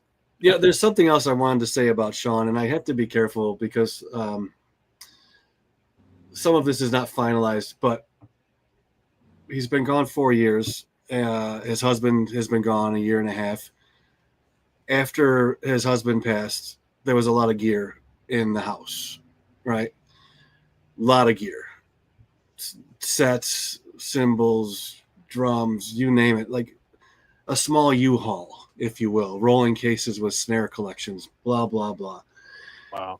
And without me saying too much, it was held and it was going to go somewhere due to estate things to auction. And I stepped in with his late husband's father, Randall, and I helped him fight the state. And this is about 8 months ago. We won. So right now, I have all Sean's gear locked up at a buddy's house in California in a controlled environment. And we're going to be soon announcing a fundraiser, a GoFundMe, where we have a lot of things that were Sean's that we can give away for people who donate to help get the gear from California back to his sister in Miami with the family instead of it going to fucking auction. Right. So awesome, man. I had to share that. Yeah, that's soon. It'll be happening soon. It was a long road, but yeah, that's rad, man. Tim Young is the one who really helped out and stepped up, and Zed from Axis literally rented a U-Haul one day because I asked him to, and went and picked up all the gear and has it locked up. All right. Pretty wild. Good on you, man. Yeah. Yeah. Good on you, bro. I couldn't fucking stand by and watch it go to auction. You know what I mean? Mhm. Nah. Like, fuck that. Nah. So let's transition, I guess, now into what's going on with you guys these days. I know everyone's busy. Let's go around for a couple minutes and tell us what you got going on. You know, studio wise, endorsement wise. Chris, you're fucking everywhere. And earlier you said, you know, you kind of walk the walk. You didn't say it to be, you know, gloatful or whatever, but you do, man. You really do walk the walk. Like every time I'm on Facebook and I'm scrolling around, you're out and about at some fucking show. If you're not playing, you're watching. And if you're not watching, you're stage diving, even though they're older than all of us fuckers. So you do walk the walk, man. And I just wanted to say how awesome that is, and I respect that. So when you say these things, you're not just saying it to come off like you're some guy who should be listened to at all. You're just that fucking guy. Yeah, well, the culture means everything to me, and you know, we're far too fragile right now to not be engaging, especially the young players and the up and comers. You know, there's a lot of misnomers and false, you know, mythos about music and rock stars and stuff, dude. I enjoy being at small shows. I enjoy the club life and the whole thing. And I've been told to stop stage diving now because there's too much on the line. Like your neck. Yeah, you know, it's weird. I've done thousands of stage dives and I've never had more than like a little bonk on the shin, or I've never hit the ground. You know, I was taught by the best, Toby Head Walking Rage. So rest his soul. But let's bring on all the people that you landed on over the years, though. See if they can join us. Death from above. You know, that happens all the time. People come up to me and go, dude, you crushed me at Municipal Waste the other night, dude. It was rad. I always think somebody's going to get angry, but they don't. Thanks, man. Thanks, bro. So funny. But yeah, in it to win it, dude. You know, and winning it is being part of the culture to me, you know. And, you know, I talk to the bands, you know, I'm real up front, you know. People send me a demo or something or a record, they want me to hear it. I tell them, hey, I'm going to tell you what's what, you know, because I think that in the era of trophy mentality and 10th place prizes and stuff like that, you know, I mean, it doesn't do a band any service to just say, yeah, you're great. You know, I'll give them the advice I think that they need, or the feedback that I think I hear that they need. But yeah, I mean, who's going to take the torch? Who's going to move this culture forward?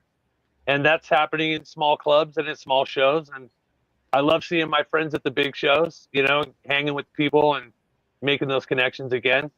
So yeah, it's not about showing off. It's obvious. You know?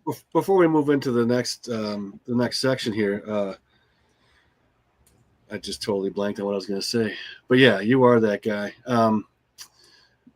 Mike, why don't we start with you? Then we'll just move on to what do you got? What do you got going on these days? What's keeping you busy? What can we look forward to? I'm building my studio here in San Antonio. It's been the most hellish ride you could possibly imagine. With you say hellish? Hellish, yeah. Oh hellish. Yeah. I like how you did that. It's been crazy. I don't want to go too far into that because there are lawsuits and all sorts of shit coming up. But oh wow! Aside from that, I think 7 albums already came out that I played on this year. I think. Whoa! Wow. Jeez, bonkers, man! Prolific. Awesome. I haven't been It's able. only June. Sorry. Yeah. It's only June. Right. Record a month. That's like one every 3.5 weeks. I haven't been There's got able. to be a battery hatch on the back of Mike, man. It's just chock full of Duracells up in there. Holy shit, man. Unbelievable.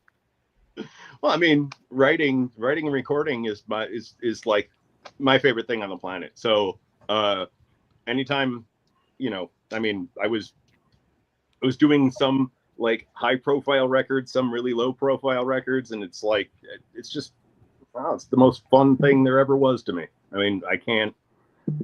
If one day I run out of ideas, okay, but until then, it's just like it's the best thing there is. I'm like, Awesome.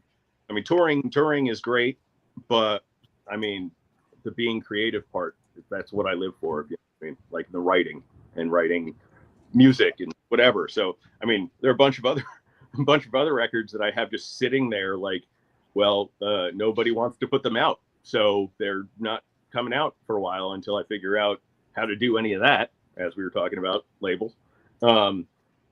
Even with, all-star bands or whatever, it's just, nobody seems to want to hear it. But anyway, so lots of new music to look forward to if you want to look forward to anything. That's awesome. That's Now, awesome, dude. Back I in didn't the know you were day, that prolific. I had no idea you were that kind of prolific person. I feel like I'm actively losing ideas as we speak. Like you're like after I run out of ideas, I just feel like even that part, just for like Paul's memory, my ideas are just actively like just diminishing as we speak. Yeah. I am kind of the opposite of that. And actually we record so rarely since I only do Meshuggah.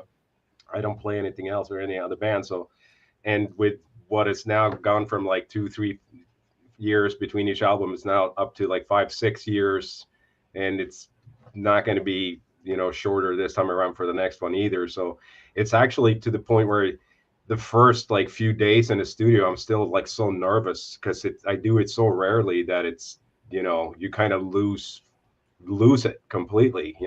If you only go into a studio every 5-6 years, it's a little more daunting than if you're like just constantly like living in that environment, obviously. Yeah.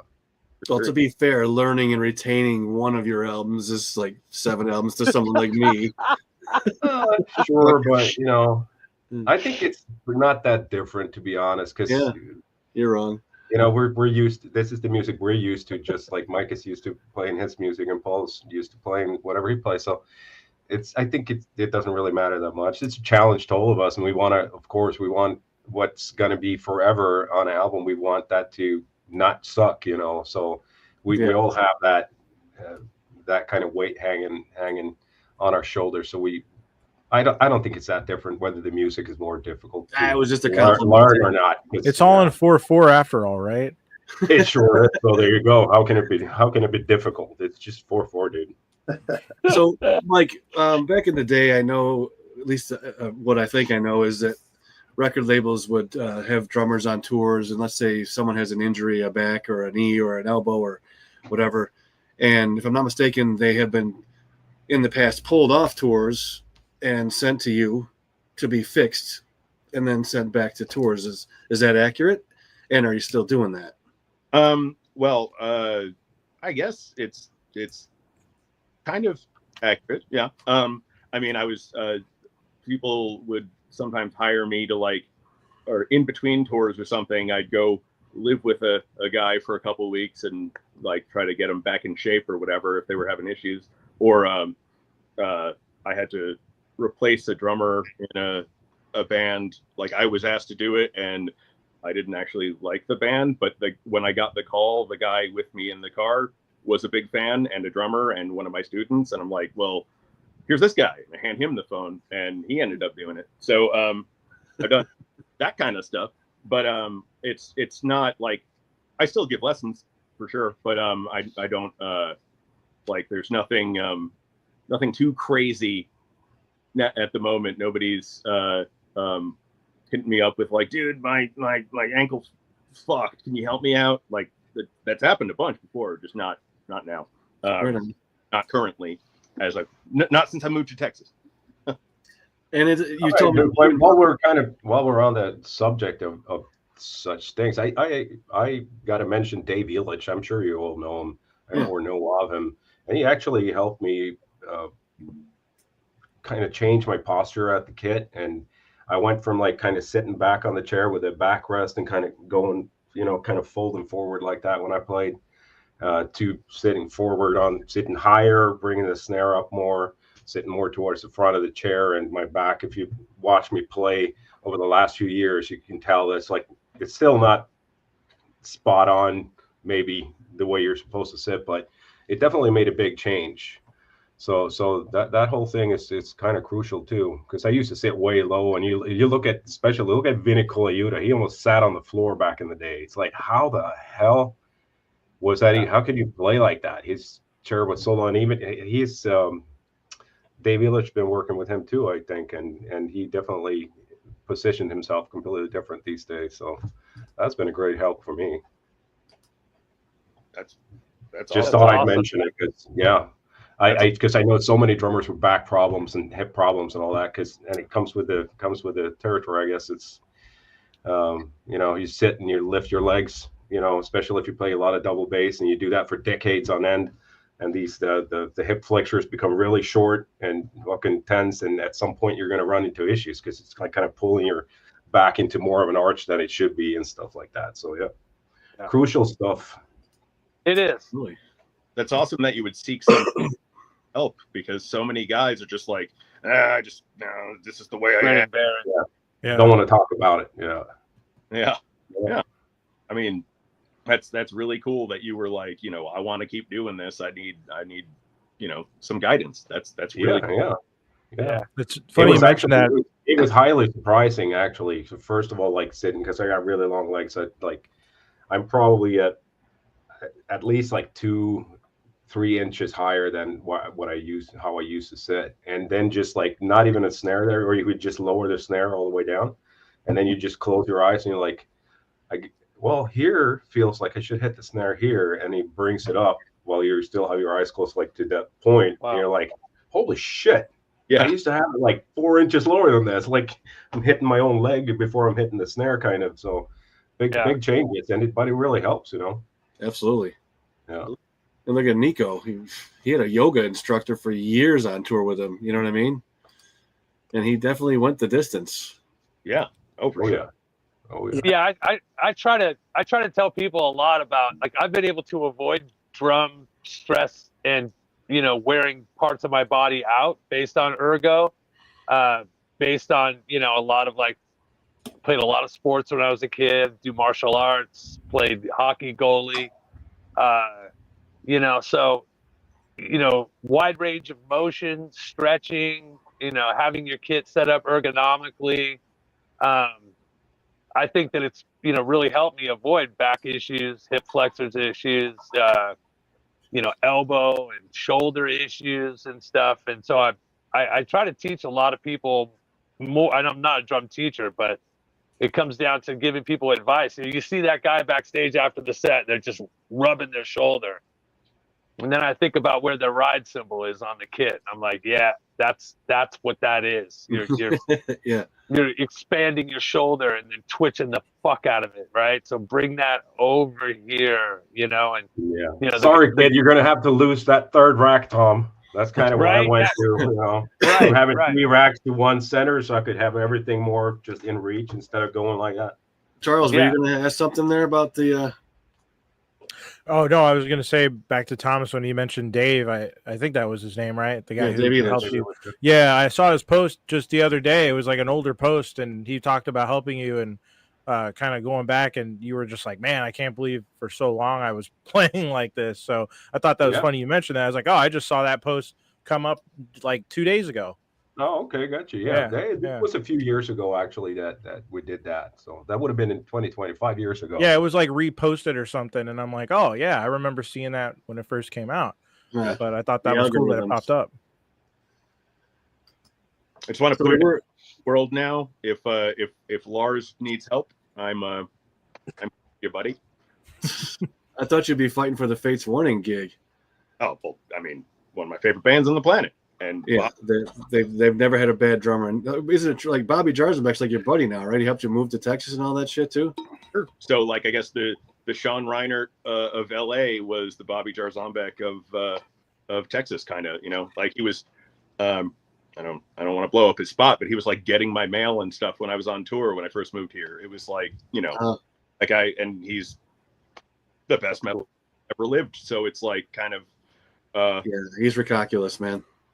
Yeah, like I don't know, it's kind of crazy that he would do that. But you know, just really awesome guy. And I mean, if Fate's Warning, I have a question that you might know, Mike. Did he play on that Watchtower early? Was that Bobby? No, that was Rick Kolaluka. Oh, gotcha. Okay. All right. Okay, so I'm glad that you brought that up. Rick Kolaluka is the most unknown, amazing. Like he influenced the hell out of Sean Reinert. He influenced the hell out of me. Tons of guys, and nobody knows him. I'm on a feature on that guy.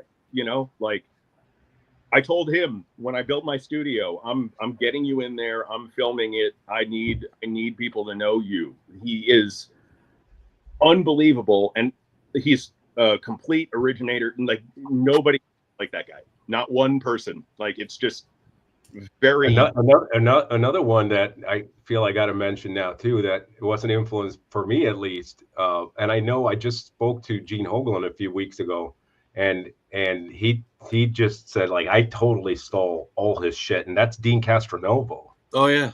He played us. I remember I had that Dragon's Kiss album with Dean Castronovo playing drums, and it's just absolutely fucking ridiculous drumming on that album. So and he good. sings like nowadays you just think of him like, yeah, well, he kind of plays with Journey and sings and whatever. And his voice is not too shabby either.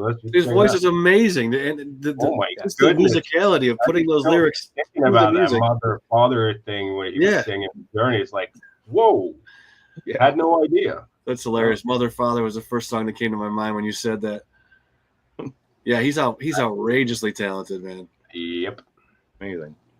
So, Chris, let's go on to you and what's keeping you busy right now. I mean, I know a little bit about it. You let me hear a little sneak peek of the new record the other day, and it's fucking fantastic. And you're doing some Motorhead tribute stuff. Why don't you fill us in on what's keeping you busy and what we can expect here in the near months?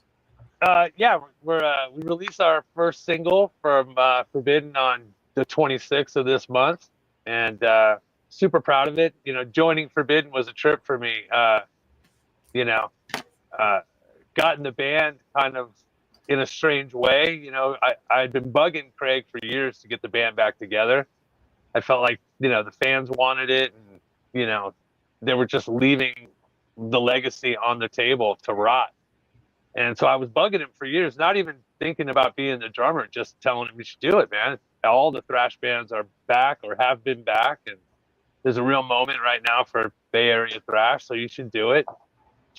And then I kind of snuck Norman in there while we were doing the Bay Area Interthrashional, which was like an all-star tribute to the birth of Bay Area thrash.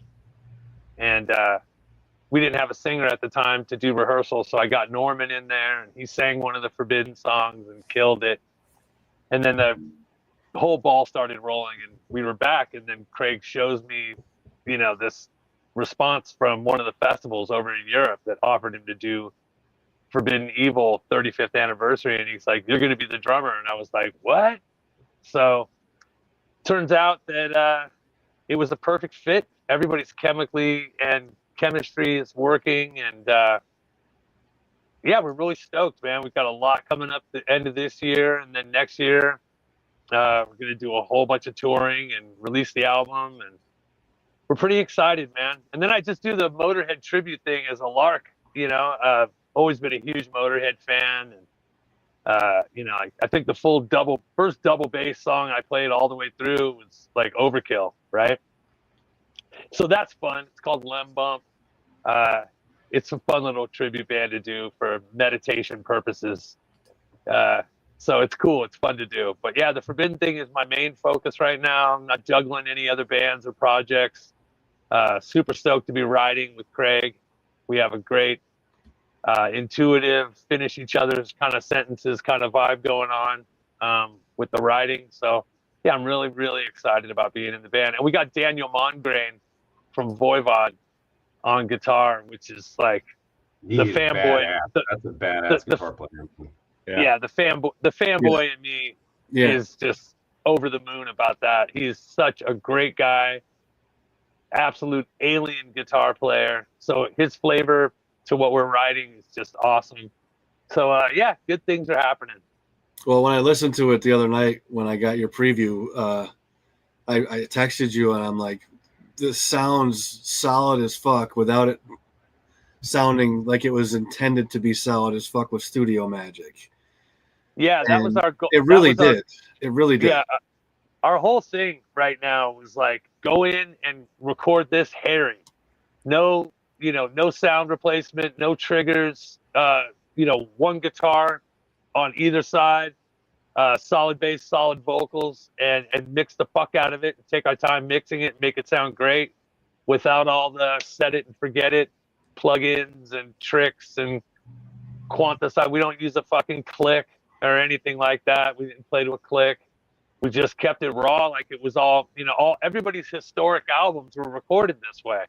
And, some of the fakery right now, I can hear it. My ear pulses right to it when I hear all that stuff going on, and it just doesn't do it for me. So Craig and I and the band just decided, look, let's put our balls on the fucking table and fucking go for it and get real takes, real moves. And if it happens, it happens. And we were lucky enough to have a great engineer, Zach Oren, who does a lot of work with Machine Head, and great studio. And that's what it takes to record a great album. It's just the effort, the time, take serious takes. And we're pretty happy with the result. We're really, really stoked on it. I can't wait for people to hear it, because I could say this just because you're on this interview and we're here, but it is outstanding, man. It really is. Thank you. You're welcome. You're welcome. So any plans? I know we were just talking about how much touring is difficult these days, but what have you got on the line for shows or any, We're taking off. We're playing Wacken on August 1st, and then we're doing like 4 other festivals, Finland Fest, Moda Couture, Alcatraz. And then we have headlining shows in Germany and playing the 40th anniversary of the Dynamo Club in Eindhoven. It's like a 16-day run. Nice. And then, we've got some big plans for the end of the year. Headlining show at home. But next year we really go full bore, and some stuff planned that I can't talk about, but yeah, should be some great shit next year, and I'm really excited to get out there and fucking share the fucking joy with people. Nice. Very nice. That's great. That's Congrats, great. man. I got to mention this too. Mr. Chris Kontos here. The first real tour that we ever did was actually supporting Machine Head in Europe for like, what was it, 10 weeks or something like that? Yeah. We don't even do runs like that anymore. We do a month run. That's it these days. But back then, that was bonkers, man. But that really helped us. You guys helped us put us on the map for Europe for sure. That was in '95. That was awesome. Dude, it burned my eyes, man. Woo! That is a great album still to this day. Fucking awesome. Yes, it is. Well, it's funny because me and the guys will still joke about this whenever you guys come up. Like, you guys fucking blew us away every fucking night. I mean, dude, we stood on the side stage and look, the kids may not have been prepared, fully aware of what was going on. And that was me, side stage. I remember actually one of the first few shows. I think we were still up in Scandinavia or something, and Rob is on the side of the stage when we walk up, and he just looked at him and say, "What the fuck, dude?" That was his take on it. Like, yeah, it was we were such fans, and like the Nun, that was just earth shattering, and we were just like, we got to get these guys on tour. We have to take them out. Thank you so much for doing that. That really, thank you for doing it. You really helped us out for sure, man. Yeah, and I just love you guys, and I'm so proud of you guys, you know, and what you guys have accomplished. And, Wow, damn. the 30 years genre- ago, man. Yeah, the genre that you 30 years, Oh. man. it's crazy, right? We're fucking old, but we saw the coolest bands. Bonkers. Yeah. Yeah, we actually, speaking of, we in 2027 we have 40th anniversary. How about that shit? Wow. And I can't, for the life of me, and I cannot grasp it. It's what? I mean, I wasn't in it the first. I joined in '90, but the band formed in '87. So Yeah. 40 years, man. Woo! Well, let's take a 15-second here just to let Evans have a little say, and then we'll hear from Paul. Be right back. The most technically advanced drummers in the world require the most technologically advanced drumheads. Bit of a no-brainer when you think about it. In any case, we're more than happy to oblige. Nice. I have this other clip that I play from time to time during these interviews, and it's funny to me because it's a NAMM thing. You guys might not think it's as funny, but I'm going to play it anyway. You guys all know Derek Roddy, right? Obviously. You know how he speaks, like, and talks. Have you heard his voice? Like, hey, man. I mean, you know what I'm talking about when I say that? So I'm back behind having a smoke or something outside NAMM, and Dave Mustaine gets out of the limo with his entourage, and he's walking up towards the building, and I said, hey, what's going on, Dave? And he turns around, he says hello, but we overdubbed Roddy's voice instead of Mustaine's voice. It's kind of funny. How's it going, Dave? Hey, man.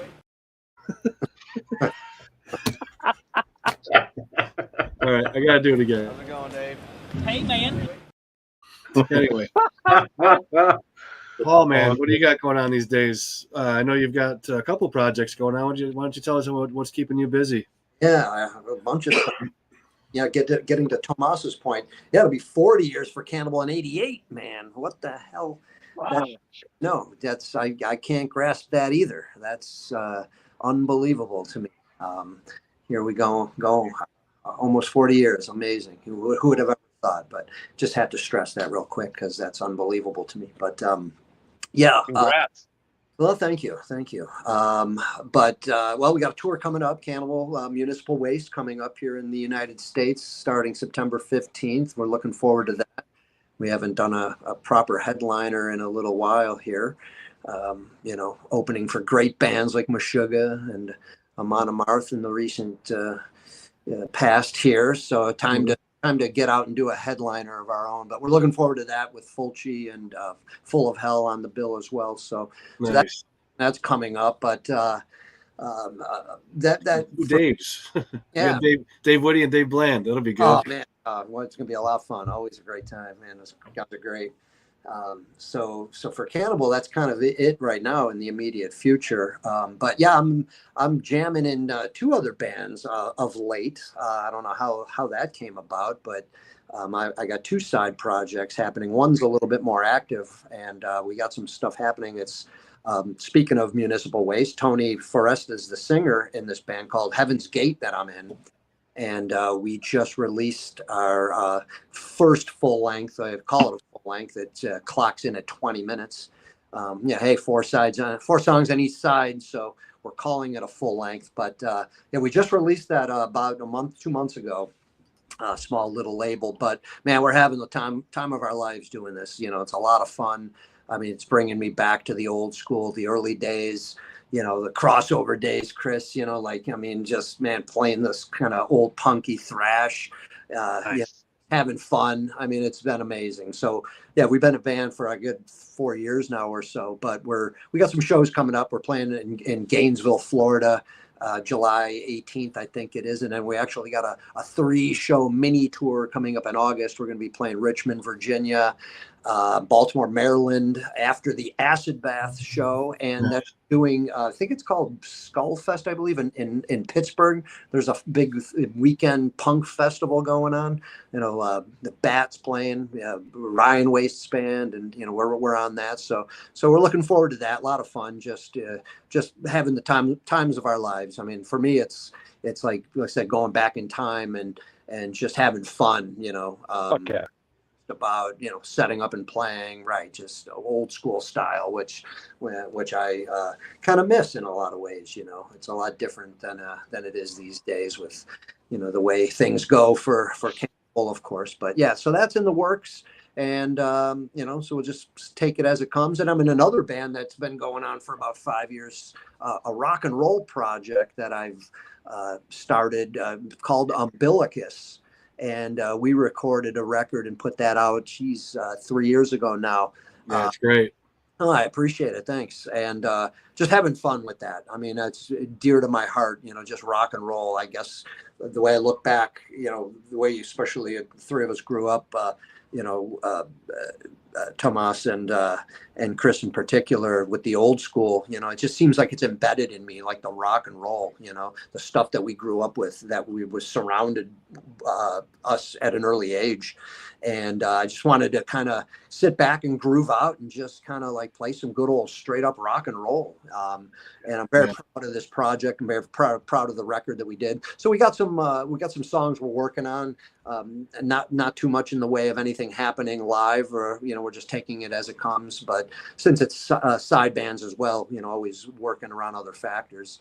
But I got those two projects happening, and having a good time doing it while I can. I guess always look at it like, man, we're not getting any younger guys, right? You gotta get it in while you can, and tomorrow's not guaranteed. And getting back to what we're injuries and feeling, knock on wood, we're all still kicking and doing fairly well behind the kit here at our age. And, hopefully we got many years to come, but obviously, we're in the latter parts of our careers. That's just the way it is, right? I mean, we can make it to 72, like Nico was up there doing it, or any of these guys that are crazy. Charlie Watts at 80 years old, all that. So, we just got to keep going and do what we love here. Do the things that are gonna give us that longevity, helping us play. I mean, that was one thing I wanted to. I forgot to mention when Chris was mentioning about talking about giving pointers and advice to drummers, exactly, or the ergonomics. Tomas, you were dealing with that, and it's funny, man. I cannot give up my third rack. I wish I could. I got that third rack in there, and I cannot give it up. And I play so much to my right on my body, and I wish I didn't, because man, I would love to get that ride cymbal, right over that kick drum. It would be just perfect. What I did it was about a year and a half ago. I kind of went Nico style. If you look at my setup, I actually fitted in there my ride cymbal just above the third rack, just a little bit there. So I'm able to kind of get my arm, moving towards the middle of the kit more. And man, I'll tell you, it helped me tremendously. And I never had to the shoulder, but the older we get, there's been times you get that little tweak, that rotator, So I was trying to do anything I could just to kind of, keep the body in form and try to do what we need to do to, have that longevity. And I think all those little things are going to be super helpful. What you did, Tomas, about, changing your style a little bit. I mean, we're never too late to do that. And I think constantly keep working on that. That's going to give us that longevity and the ability to play at the ages that we're becoming. So I'm going to be interesting to see how it all pans out. There's been no precedent. There's no, when we were, I always thought that was interesting too. When we were younger and we're listening to our heroes, how old were they? 30 years old, 40 years old? Yeah, right. Yeah. There was no drummer that's like 67 years old at that time, especially, the heavy stuff. So it's going to be interesting to see how long some of we can pan out, how long we can take it, and I think we can do it, with proper care and the right things behind us. But man, it's going to be an interesting future for drumming for sure. You can keep in touch with Heller. Heller will keep you in shape. Maybe we can get Nico to write a book. I mean, I saw Kenny Arnoff last year. I saw Kenny Arnoff with Satriani, and he was 71 last year. He's fucking killing it. I'm like, what is? I mean, everybody on that stage was that age. Incredible. Isn't it? Yeah, incredible. Yeah, not even drummers. I went to see Sammy Hagar. You know, he was incredible. 77 years old up there, running around. Unbelievable. You know, I mean, he sounded amazing. I mean, it was just like, wow, this is, you know, what an inspiration these guys are to keep us going. And the Beat concert, you know, with you know, King Crimson, Adrian Belew, and Tony Levin, and Steve Vai filled in, and it was Kerry. I mean, they just, aside from Danny, the other guys are all, you know, late 60s, early 70s too. I mean, Adrian Belew, holy shit, he sounds like he's 30. Yeah, one of the second best shows of my life, and I've seen thousands. It was Denny also, he impresses the hell out of me too, man. He's 10 years older than me, Danny Carey, and he's, you know, it doesn't show. First of all, he don't look it, but he's certainly hasn't started impeding on his drumming yet, at least. So is he really? God bless, and I hope he stays. Yeah. I hope he can keep that going. That's another amazing drummer right there. Yeah. Yeah. So I'm in the band Raven, right? And those guys are like 60s, and I mean, they have more energy than I've ever had my entire life, and cannot believe every night running around like crazy people, right? Getting an ankle replaced. I left that Raven show exactly what you're saying, dude. I mean, the energy, it was ferocious, and you're looking at those cats and you're like, dude, you are fucking up there, and you're still fucking doing it in a fucking, you know, easily that place holds 600 people, and you know, still doing that grind. And it just I say it's like one of those traps, right? You're like, fuck these guys, I gotta keep going. Yeah. You know, like, God damn it. Like, yeah. Inspirato on 10. Yeah. Last year, or maybe it was the year before, we did like 19 shows in a row. Can you imagine a dude at 19 shows in a row, never misses a beat? I'm like, I just can't. I don't know. Yeah. Incredible. Yeah. It is incredible. That is. I start crying at this point if we have to do more than 3 shows in a row without a day off. I'm like, oh, really? Oh no. You know. Wow. Totally. I mean, hey, look at Lars. I mean, you know, he's gotten some flack over the years, but I mean, they're still out there playing, you know, Fire with Fire, Blackened, all that stuff, and it's pretty darn good. I mean, the energy that's behind it's still there. He's playing hard, you know. I was impressed when I saw him in Chicago last year in August. I was like, man, these guys they're still out here. They don't have to at this point. Right. But his shoulder's fine because he doesn't have a ride. Yeah, there you go. That's right. He ditched that a while back, huh? Yeah. One thing I had to scrap the ride too. I scrapped that thing years and years ago. Nothing album in 2002 was the last album I used a ride on, actually. Oh, really? Because these other fuckers in the band, they don't write any ride stuff anymore. Anyways, it's all like all crashes or Chinas all the time. Like, thank you. That's it, Tomas. My right shoulder thanks you so much. Asshole. Nice. Well, Thomas, then why don't we we'll round it out with you? Anything on the horizon you can talk about, or are you just taking some time? What do you got going on? Not too much to mention, actually. We've toured for 3 years on this cycle now, for the Immutable album, and we're kind of coming up to the end of touring for that. So, and actually, with 27, like I mentioned, in 27, it's the 40th anniversary. So we're going to try to cram as much as we can into that year, probably. So we're actually taking all of 26 off. And maybe, you know, we've never really had like a year that we just took off ever. And I don't know. I just feel I think it'll be a good thing. I think we all feel a little worn out, but so we're taking that to kind of charge the batteries and come back hard in 2027. So we don't have much on the horizon right now, and we don't know yet if we're going to start. I'm sure some of us in the band will start writing in 26 because a whole year off is going to probably start itching in them writing fingers.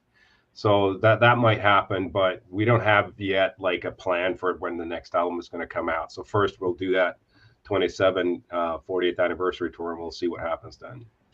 Right on. Well, we'll wait for Chris. Does anybody have any questions for anybody else in the group here before we kind of wrap it up here? I gotta check out check on my niece in a little bit here, but yeah, what's up, Mike? Okay, so Thomas, you ever throw Jens a guitar and start writing any of that early techie thrash stuff again? Ever? Does that ever happen? Not really, but he kind of does that on his own though, because he's a avid guitar player, and he's always played. And I don't know if you know the history of the band, but before Morten joined the band, he was singing and playing guitar, and Frederick was actually also singing some of the songs. They were kind of sharing singing duties in the early days, but then at some point the music, it got too difficult to kind of play and sing at the same time, so he chose the latter. And but he's active writing. He has his studio at home, and actually for the Immutable album, he recorded all the vocals for that in his own house at the studio that he has. So he's good at that. He keeps that up. He plays a lot, you know, and he writes and stuff.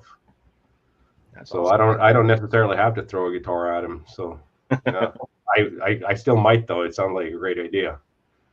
But just violently throw a guitar at him and see what happens. There's a question in the chat from a user on Twitch I know called T-Bird. I believe it's for Thomas. Just wants to know how often you guys practice in person versus, you know, via the webs. It's less and less. I rehearse a lot. We're in this place that I'm in right now. In the basement, we have a rehearsal studio.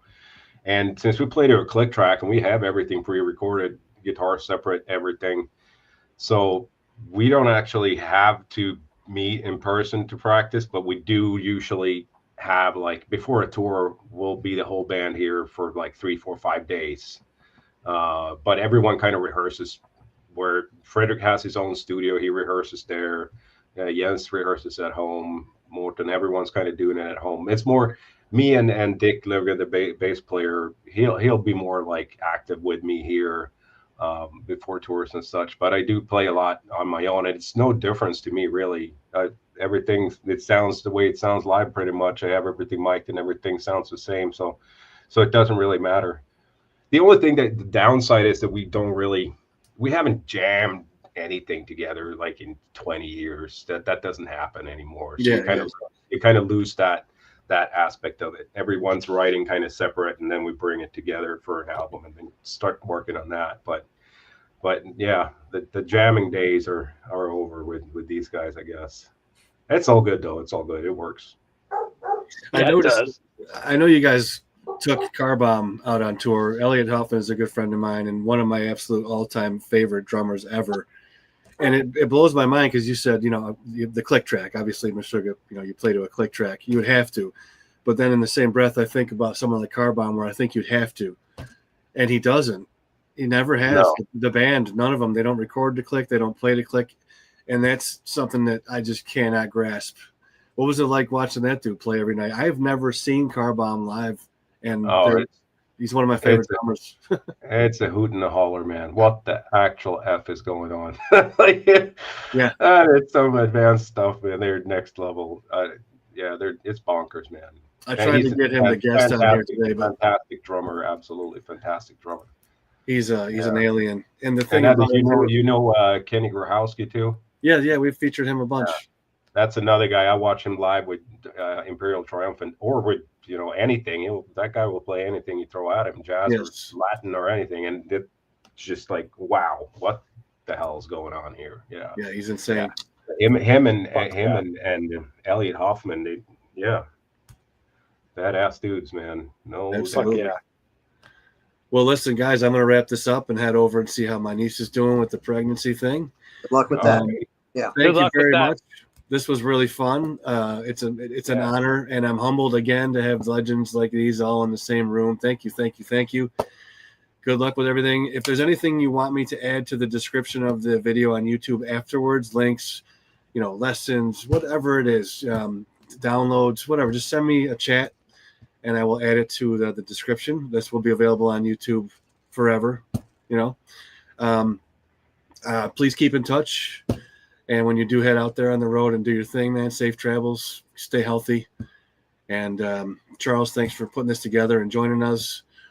Appreciate Thanks it. for having me. Everybody who It was a showed up in pleasure. chat with questions. There's been a bunch of people in and out of here. To my mod solely, thank you so much. I'm going to go see how Denise is doing. But, man, Hell yeah. fucking honored. Thank you so Thanks much, a man. lot, guys. Thank you, guys. Great to hang out with you Appreciate guys, man. You guys are all super legends, man. Just great company, and hell yeah. Awesome. Good See talk. you guys soon. All right, I will end this Bye, the guys. same way as we do every other stream, and I'll say we are done. I'm going to hang up live here. Thanks to everybody. Just stick on here for 1 second, guys. Thank you very much.